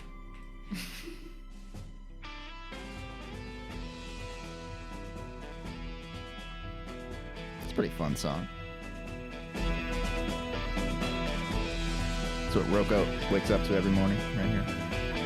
Hey guys, it's Perry here to let you know that Movie Talk is moving. We've had a great time in this 3 p.m. Pacific slot, but guess what? We want you to start your day with Collider Movie Talk, so we're moving. 9 a.m. Pacific, noon Eastern. It's going to be a lot of fun. You're going to get a longer show with some brand new segments, so tune in starting Monday, September 16th, 9 a.m. Pacific. See you there. Hey everyone, John Roca here, the host of Collider Sports Time. Well, you know, if you've been watching us every week, you know we break down the latest and the greatest in the world of sports, talk about the big issues, the big games, all of it with a rotating band of guests like Matt Nose and Josh McCouga. We've had Taylor Bisciotti on. We've had so many great guests. Now, if you want to see more of Sports Time or you want to try it out for the first time, remember to subscribe to Collider Sports YouTube channel for all the sports goodness. Hey guys, it's Reilly here. Let me tell you about the Reilly Roundtable. You know it, right? It drops every Thursday on Collider Conversations, and I have guests from all across the space. John Roca, Gray Drake, Alexander Desplat came on at one point. We talk everything from movies, we talk about life, and everything in between. What do you want to hear? What do you want to talk about? It's the Reilly Roundtable every Thursday on Collider Conversations. You get it there. Hi, I'm Coy Jandro, host of Collider Heroes, and I'm here to tell you we've got 20-minute episodes coming at you on Collider Video, on the YouTube, as you've always loved it. Plus, now we've got hour-long podcasts dropping every Thursday, so make sure to subscribe to the podcast because it's going to get even more sweaty on the podcast. Plus, every week, we're going to try to get some very special guest interviews, all of the people that help shape these movies and TV shows you love. So, video, podcast, interviews, all coming at you. Be sure to subscribe. Thanks so much, guys. Stay sweaty. What's up, Collider fans? Ryan Satin here from ProWrestlingSheet.com, where you can find the top stories throughout the week in the world of professional wrestling. If you're a wrestling fan like myself, then you'd be doing yourself a disservice by not checking out all the shows we do every week on YouTube.com/C/Wrestling Sheet. In particular, on Wednesdays, we've got a SmackDown recap show hosted by John Roca and myself, where we pick apart and talk about every little thing that happened on the Blue Brand. So do yourself a favor and go subscribe at youtube.com/C/Wrestling Sheet. Hey guys, Reilly here, and let me tell you about Rule of Two. You looking for a Star Wars fix? Well, Rule of Two is that show. It drops on Collider Video's main YouTube channel, as well as on Podcast One's Jedi Council feed. So go over there, subscribe, share it with your friends. It's hosted by myself and Mark Fernandez. We talk everything in the Star Wars universe with a lot of deep dives and a lot of conversations that go all in. You know what to do. Subscribe, join us there, and rise. Hey everyone, John Roca here, the host of Collider Mailbag. A new episode drops every Saturday and Sunday in your face and in your ears, answering the questions from you fans about the world of entertainment, film, and television. Me and great guests from our sphere do the best to answer your questions from Twitter, from Instagram, and of course, email as well, every Saturday and Sunday. Hi, I'm Amy Dallin, one of the hosts of Collider Heroes, and starting right now, you can catch our show Tuesday nights with a new Collider Heroes and a longer Collider Heroes podcast where Coy and I are gonna talk your ears off. You already know that's coming. So make sure to go to YouTube, subscribe, and find us on the Collider Heroes podcast feed for all of that sweaty goodness. The Witching Hour is all over Collider right now. You can listen to that horrorful podcast with myself, with Haley Fouch. We talk about witchiness, we talk about slashers, we talk about space horror, you name it, all on that show on the Collider Factory feed. And on top of that, you can find an article all about Witching Hour every single Tuesday on Collider.com. Check it out, get scared. Hopefully you survive the Witching Hour. All right, guys, as you can see, we're still figuring out where everybody is. Dorina has sat down. We got Reilly and Roxy. Okay, Dorina's on the show now. We're going to turn her mic on. Remember they said to All right, right there. Oh, hold on. Hey, Cody, Rox, you're doing we're on the a show. great job. Yeah, we're doing great. We are live right now, guys, by the way. There we go. There's Roxy. We're You live. guys got All scared and right. thought Sorry, Thanos everyone. snapped his fingers and we were all gone. Dorina you know? and I took a quick trip to the roller coaster park. Oh, yeah. It was really fun. That's what everybody calls it, right? I'm happy to report that Roxy does scream, in fact, like Pee Wee Herman. So. Oh, man. It's been a fun show, man. I love Maude. She's I love great. Maude, too. I know we promised you guys that Corolla and Nate Adams would be with us when we came back. They're going to be talking about their upcoming documentary, Shelby American. But they, because this place is confusing as all get out, are on their way, in transit, commute. You stretching there, lady? lost. I don't know what if you guys could see right now what I'm doing. What's going on here? she's like half her butt is sitting in a chair. I and don't then know. I'm telling you, my brain is no longer attached to myself. That we know of. Makes sense. Like completely. Like I wish you guys could see the stance that I'm taking. I don't know why. Like, if you hadn't just said that, Dorina, I wouldn't have even known that I was doing it. Well, I mean, I'm not criticizing. I mean, it looks kind of comfortable. Maybe I should start stretching. So. Yeah, I am. I'm doing a little stretch thing. Oh. I hear the door. I hear people coming in. Hello. Hi. Oh, hello. Hi. Hello. Adam and Nate, that's you guys right over there. You guys are over there. Thank you guys so much for joining us. Sure. Just because you're being thrown into this, I'm Roxy. This is Dorina. You guys met Mark. We are live on air right now. Thanks. We good to go? Yeah. Glad you found this Perfect. studio. Sorry about the parking. Yeah, it kind of sucks. No, it's all right. It's a disaster. Of a Adam's about to tell a situation. story about how terrible I am with giving directions. Why? Let's start there. You have something in and common. Me, both. Why and how? He's just awful with it. Nate was outside working as a spotter, and I was going one way, and I wasn't sure, and he kept saying the alley, but there's this other alley that runs the other side, and he kept saying the alley, and then I kept saying, do you see the Islands? There's an Islands restaurant. Do you see it? And he goes, no. And I thought it was a block down the street. And he's standing outside in front of the Islands or across the street. And I go, you don't see an Islands? And he goes, I said no. And I said, you don't see an Islands? There's an Islands restaurant. Where's the Islands? And then eventually he saw I the go, island. oh, yeah, it's right there. It's my bad. They use super muted tones, earth tones in their sign. They a lot do. of beige and sand color. So Yeah. it's hard to They got a lot spot. of palm trees around the restaurant. I need to get some LED lighting. I get it. I can't even make fun of you because same. Every day of my life, same. Yeah. I have no idea where I am at any time. I don't know because I grew up with the GPS, but I cannot. If you said to me islands with the bright colors, it's like I'm on Mars. Well, let's make a distinction here because Jimmy Kimmel has a horrible sense of direction. So I'm in good company. Right. But Uh-oh.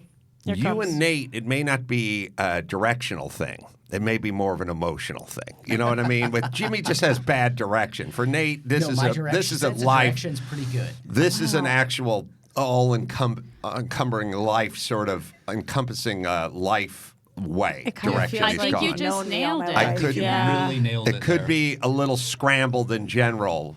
not just the radar, but the entire world. But that's kind of interesting because you're the producing partner. So is it always like that, or is this the constant Not usually, dynamic? just when Adam puts me under an incredible amount of Nate just never understands what anyone's saying to him. But other than that, I usually tell everyone great what to to work do, with. so I don't, How did you guys start working together? Was it on Shelby American, or was it? Oh no, we've done quite a few projects on Road Hard, Adam's first feature film. Oh, okay. Second, actually. Well, yeah, second. Well, the first one I produced. We worked on together. His right. second one, he also did another one called The Hammer, which is Right. great. Is that how you guys met? The first movie you made together? Mm-hmm. How did you meet? Like, what? How did this relationship We had a happen? mutual friend named Kelly, and he was like, "You got to put this guy together with you." He's like, "This guy's good." It's like a setup on a date. And I've been confusing him ever since. No, I know you're confused. That's why I keep asking. That's why most people, if you say, "Can you see an Islands restaurant?" they say no. You move on. But Nate, I kept yelling, "You can see the island." Which they do have an excellent happy hour. Just saying. It's actual PTSD I'm having right now. I feel exactly what you're saying. Yeah. But you just mentioned all of the movies you've done. You thought it was his first, really it was his second. Yeah, we did that. We did a documentary called Winning the Racing Life of Paul Newman. Adam owns and races a bunch of Paul Newman's race cars, so we did a whole documentary on Paul. We did one called The 24 Hour War. I've seen it. It's excellent. Which they You're based welcome. the Ford versus Ferrari movie on. Then we did one on the first black driver to race and qualify in the Indy 500. That's going to come out in January 7th. That's a great documentary. We can't wait to release that. And then we have Shelby American that we've released now.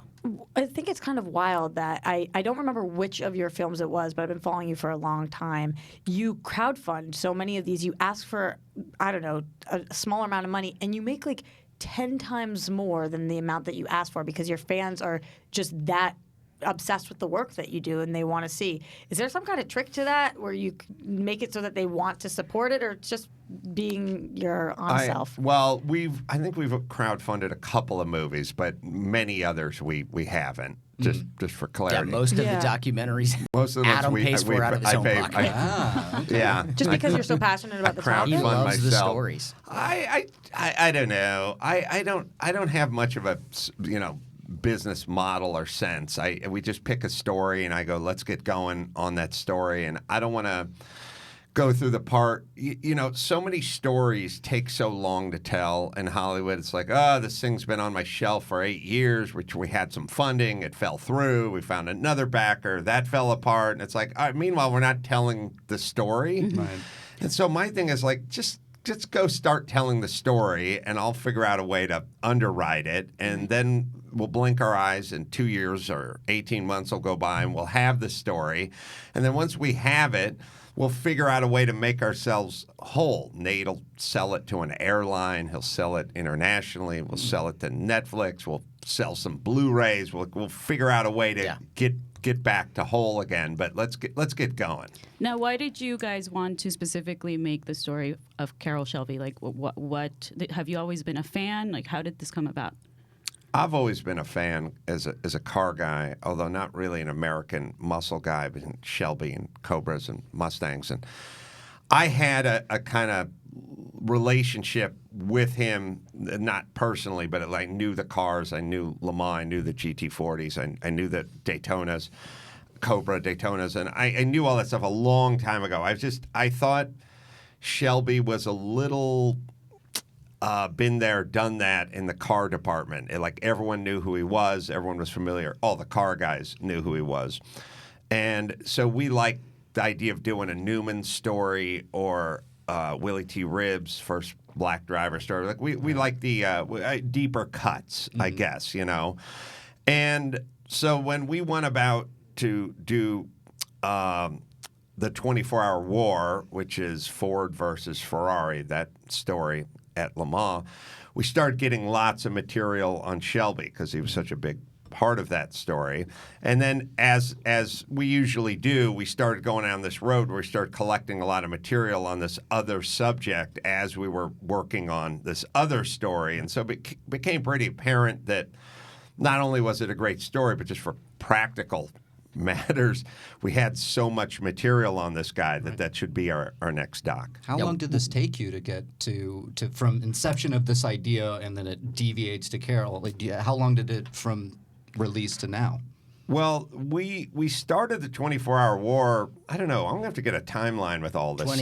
2015, we released it. I think in 2016. Yeah, Amazon it was Prime. about a year or so for that, and then of course we're collecting the Shelby material, and it usually takes about 18 months, I guess. I'm not sure because we're starting ones as we're finishing others, so I don't know that there's a hard start date Yeah, on a lot of this these. happens to us a lot. Like in our Paul Newman documentary, we met a gentleman named Willie T. Ribbs, who's the first black driver to race and qualify in the Indy 500. And after we saw all the material on Willie, both Adam and I were like, why has nobody made a doc on this guy? And it turns out he's tried to have it made a bunch of times, like Adam said, tried and failed.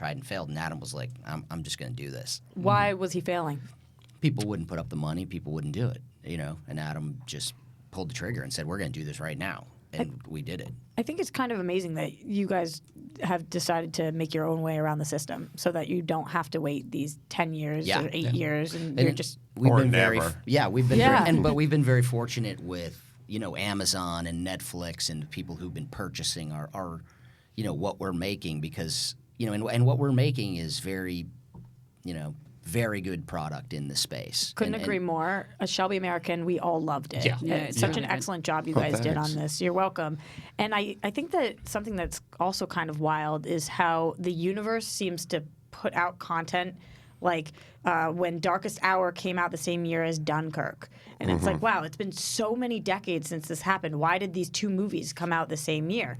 This coming out with Ford v. Ferrari coming out as well. Oh, is that we knew that. Is that but is that helpful or is that hurtful? Is that helpful it's because it creates extremely more helpful. buzz for you guys? Extremely helpful. Really? Have you guys seen the movie?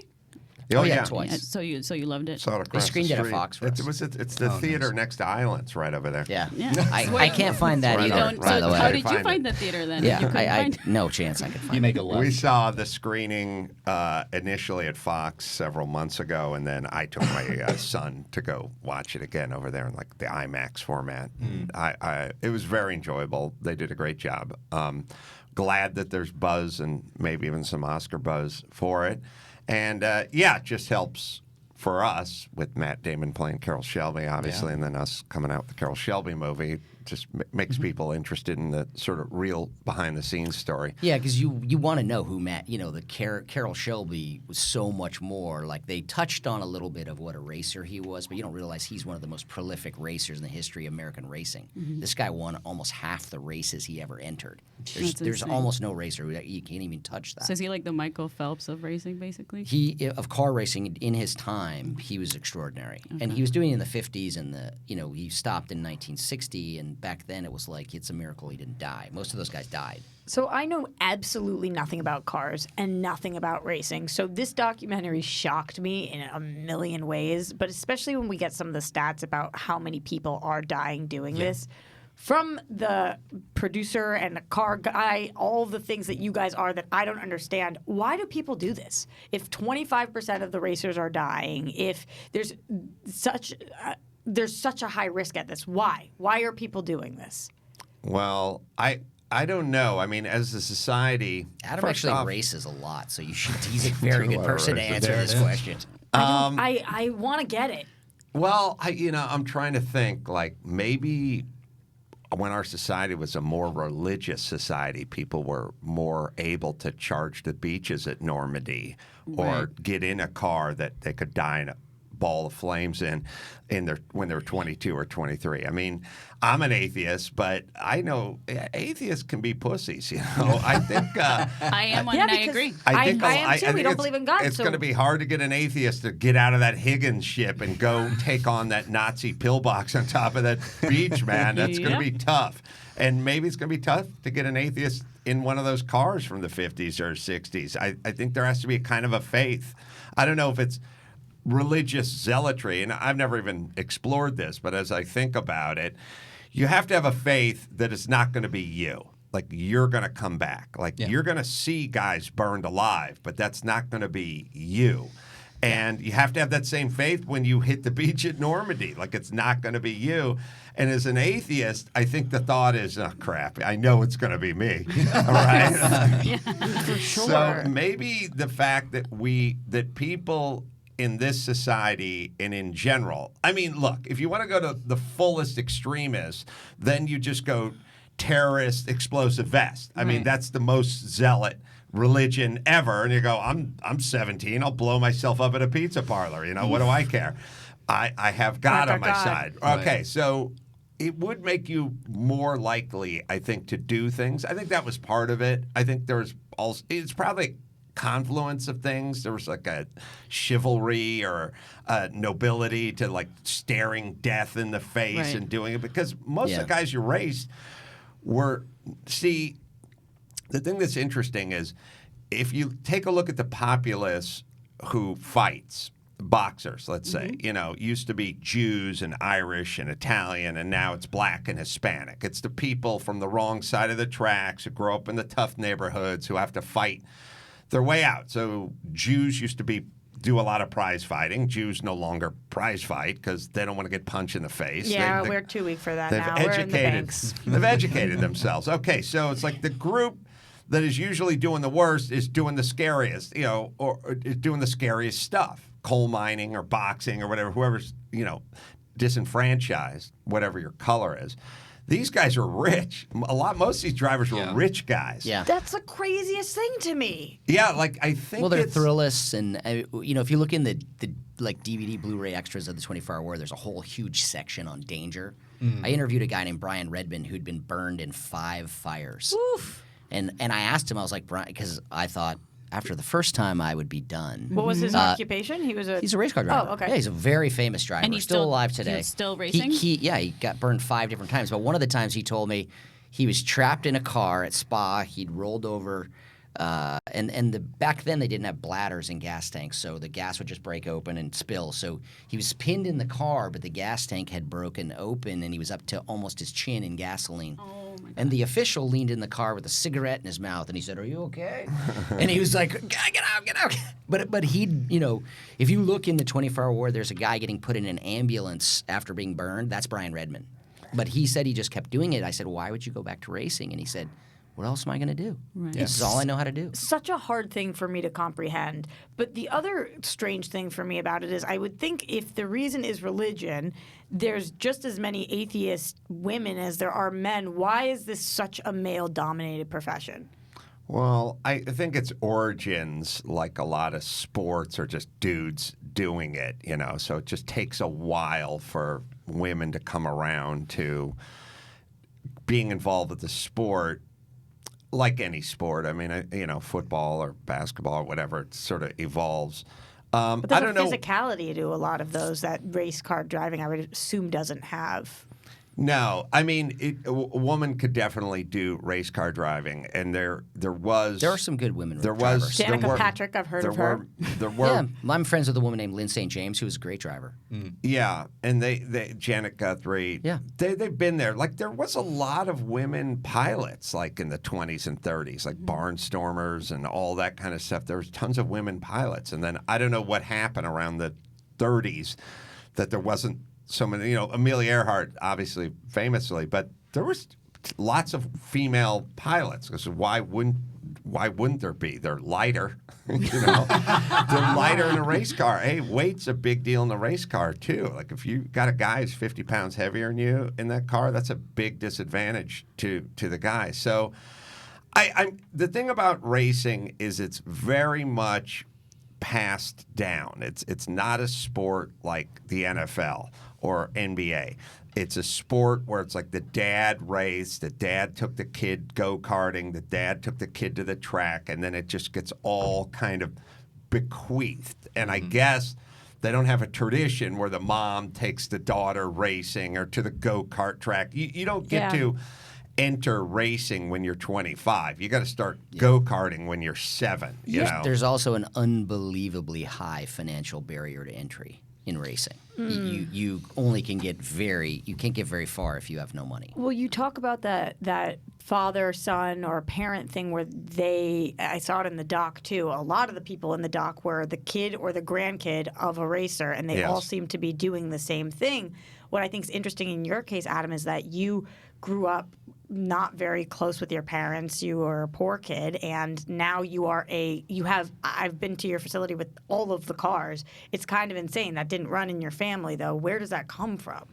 I have a kind of mechanical gene, that I just want to put things together and build projects. And it's a car thing, but I like building architecture. So it's more of a mechanical aesthetic. I love race cars. I love the way they work. There's an efficiency to them that I'm very much into. That I think ultimately I like efficiency, and I don't like waste.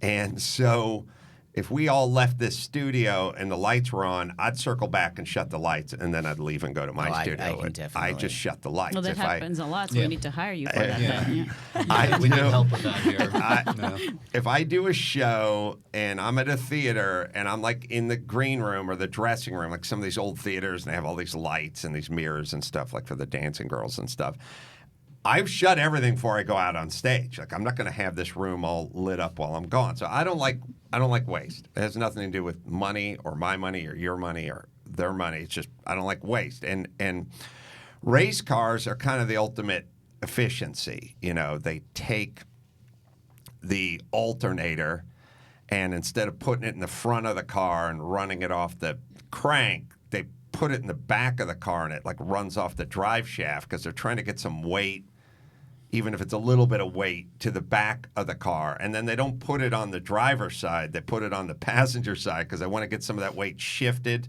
to that side, and they want to move it back. And there's a kind of a simplicity, but a sort of diabolical simplicity to being super efficient. One of my cars, older race cars, has a switch on the dash, and it says alternator on it. And I said, well, what's that switch do? And the guy built the car. He said, well, that shuts the alternator. And I said, but how does it shut the alternator? Because the alternator has a belt, and it's running off a belt. It's like a generator that runs off a belt. And he said, no, that switch doesn't disconnect the belt. Like, it couldn't. What that switch does is it shuts the alternator, so it's not creating the magnetic pull anymore that's putting tension on the belt. And it's like, but when do you hit it? Because you need the alternator to keep the battery charged. He said, with about a lap or two left, the car will run off the battery alone. It doesn't need to be recharged. So you could hit the switch. And I said, well, what's that good for? Yeah, like horsepower. He's like, I don't know, a quarter of a horsepower or something, like not 1 horsepower. And I was like, well, what's that difference that makes? Like, hey, something makes a difference. it's something that the other guy's not doing. Right. Like that's what it is. Now, I haven't hit that switch because I'm not, that's a vintage race. But that's how race cars work. That's how the minds of the guys who create the race cars work. And I appreciate that kind of thinking. You drive all your cars? Yeah. All the ones I'll just say yes. They're ones that I haven't for various reasons, but I do. Is part of that like because you can and you've worked your butt off, so you're in a position where you have all these cars, you can afford that, you can drive them, and so you do it because simply you can? Well, it's kind of a two-parter. One, it's because I can, and then two, invariably people will walk around my shop or take a look around, and they'll always, I think, naturally point at a car and go, have you driven that one? And I feel bad when I go, no, I haven't driven it, because now I just feel like some rich guys collecting cars and looking at them, So if you collect street cars, you can drive street cars. They're easy to drive. You can just get them and go. But also nobody really cares if you drive it or not, because everyone drives. Right. I drove here. Nate drove here. We all drive, so it's not that cool. But when they see the race cars, they always want to know, did you drive that one? Did you drive that one? Have you driven that one? And I hate saying no. So I try to. I have to say no when they ask me. But I say yes most of the time. Do you not race at all, Nate? Or No. never have? No, I'm, I don't have the means that Adam has. Well, because we were talking about religion. I guess earlier it might be a reason as to why people got into it. But I you think guys those familiar? guys were like I've interviewed all those. I think they're kind of thrill seekers in a way. Yeah. Well, that's what I was and gonna- they need, it's part of what's. Like certain people are wired to in their blood. box or Well, fight, and certain people aren't. Yeah. And, And these guys are wired to do I that. don't think the religion got them into it. I just mean it Makes them feel kept safer. them. It Yeah. kept Right. them in it. Well, yeah. have you guys familiar with Alex Honnold, the guy that climbed Yosemite, Mhm. but with nothing, with Yeah. no cables? So Sure. like they studied his brain, right? And it was different as to how he captured fear compared to us. Like, do you think that that's something that maybe, like, do you think you have that at it because you don't care about race? They've talked You're about not like scared? you guys were talking about the female male thing. The thing about for race car drivers, like the guys who race and win and are extremely successful, it's all about braking at the last possible second. Uh-huh. So and it's very dangerous. The longer you wait to brake, the more dangerous it is. And like women are a little less prone to danger than men. That's one of the things that we're talked about in Smarter is the other word. Yeah, just less well, dumb. I mean, Just there's a kidding. great scene in Ford versus Ferrari where the Matt Damon as Carroll Shelby takes Henry Ford II for a ride in the GT40. it's a So great scene, yeah. there's a guy named Bob Bondurant who they talk about in the film, who is 82 years old, and he won Le Mans in the Shelby Cobra Daytona Coupe. And Bob Bondurant has a GT40, that replica that has an original motor in it. And he said, "You want me to take you for a ride in it? It's called Hot Lap." So pretty much, he took me for a ride in that car, and I was the guy. I was like Henry Ford. I was almost crying when we were done because you do not. And he's 82 years old, and I thought, oh, what's this guy going to do? He was great in the doc. He terrified me. I mean, I was just terrified when we were done. He's like, "You want me to keep going?" I was like, "No." You mentioned Ford v Ferrari again, and I'm curious because you guys are so in this world. Does it make it hard to watch the movie if they get something wrong or they do that Hollywood embellish thing? No, it's art. They can take a little dramatic license, artistic license. I'm not going to cherry pick things. I want to enjoy myself, too. Just go to the ball game, have the hot dog. You don't have to know what's in it. But you already do know what's in it. I agree with Adam. I mean, do know what's yeah, in it. I do, and so do you, though. I mean, you know what's in a hot dog, but it's like you still want to eat that hot dog and just enjoy that hot dog and have a beer, and that's what I do when I go into the movie theater. So you're not going to boycott any car racing movies? Well, no, I mean, that one, like, look, they mixed up a lot of stories. The Shelby Cobra Daytona Coupe was made in 90 days. Yeah. And, that was the timeline. They, all of a sudden, they're talking about the GT40 in 90 days. That car was over the course of years that was developed. The GT40. Yeah, the GT40. And so that stuff, I'm with Adam where I just went in and enjoyed it, and I loved what the actors did with the characters. I don't think what they, I don't know that Ken Miles' Home Life was what they made Ken Miles' Home Life to be, but they made a story out of it, and it made a compelling film. And I really enjoyed it. They shot the racing extremely well. I enjoyed everything about the movie. Honestly, I still haven't seen it yet. I saw your guys first, so Ooh, but I'm hoping that will You'll even know enhance a my lot. experience. You'll recognize the names because it's funny. Like a lot of the names were, Charlie Agapoo, who's a big part of our 24-Hour War documentary. You kind of see him a ton in the movie, but you never, you hear him call him Charlie, and he throws firecrackers out the window at these girls. But you don't really understand what he did until you see our doc, and then you'll get his whole story of how he's kind of like a son to Ken Miles. And It was interesting. That's exactly where I went. It's a perfect complement to the movie because I saw the movie, dramatic, whatever you want to call it. It was wonderful. It was one of my favorite movies. And in this, I get everything. I get all the details. Were you very conscious of that, knowing that movie's coming? It's like, we're going to give everybody everything we can in this documentary. No. It's just how it plays. We had no idea what they were going to do. We did the 24-Hour War before this movie. And I think we started Shelby before we knew about this movie, so we didn't really have an idea of what they were doing when we were doing it. Our plan was to be thorough, and see if we could keep it under 2 hours and deliver all the info we could. And you have to figure out how much time you'd like to allot for Carroll Shelby's personal life, his health. It's a very interesting health issues. His racing career versus his manufacturing career, team owner career. There's so many different facets to his pretty lengthy. I think he died at 89. I mean, a really long life. Yeah. And he lived a lot of different lives as a chicken farmer, as an international race car driver, as a manufacturer, modifier, builder, team owner, all that with so many different things. And then there was, married 7 times and kids and heart transplant and, so Liver much going. transplant, There's yeah. so much Yeah. in his world that you have to kind of figure out how much time do you want to spend on each one of these subjects. So that's kind of the balance. The marriage one, and I don't know if this is addressed in Ford v Ferrari, but you guys talked about how, like... They don't even know how many times he was married. What does that mean? Because sometimes he would have his, there's a funny story in the Shelby doc where he had a photographer who was with him most of his career, very famous photographer at this point, Friedman. And there was a time where Carol said, well, I didn't marry that woman. And he said, I was there, Carol. I took the pictures. Like he had wedding photos and Carol did. And sometimes I guess Carol would have his friends pretend they were priests and then he would marry this girl and then... That's crazy. It wouldn't quite work out. So, do you guys have any upcoming projects, whether it's as partners or separately, that you can discuss or excited about? Yeah.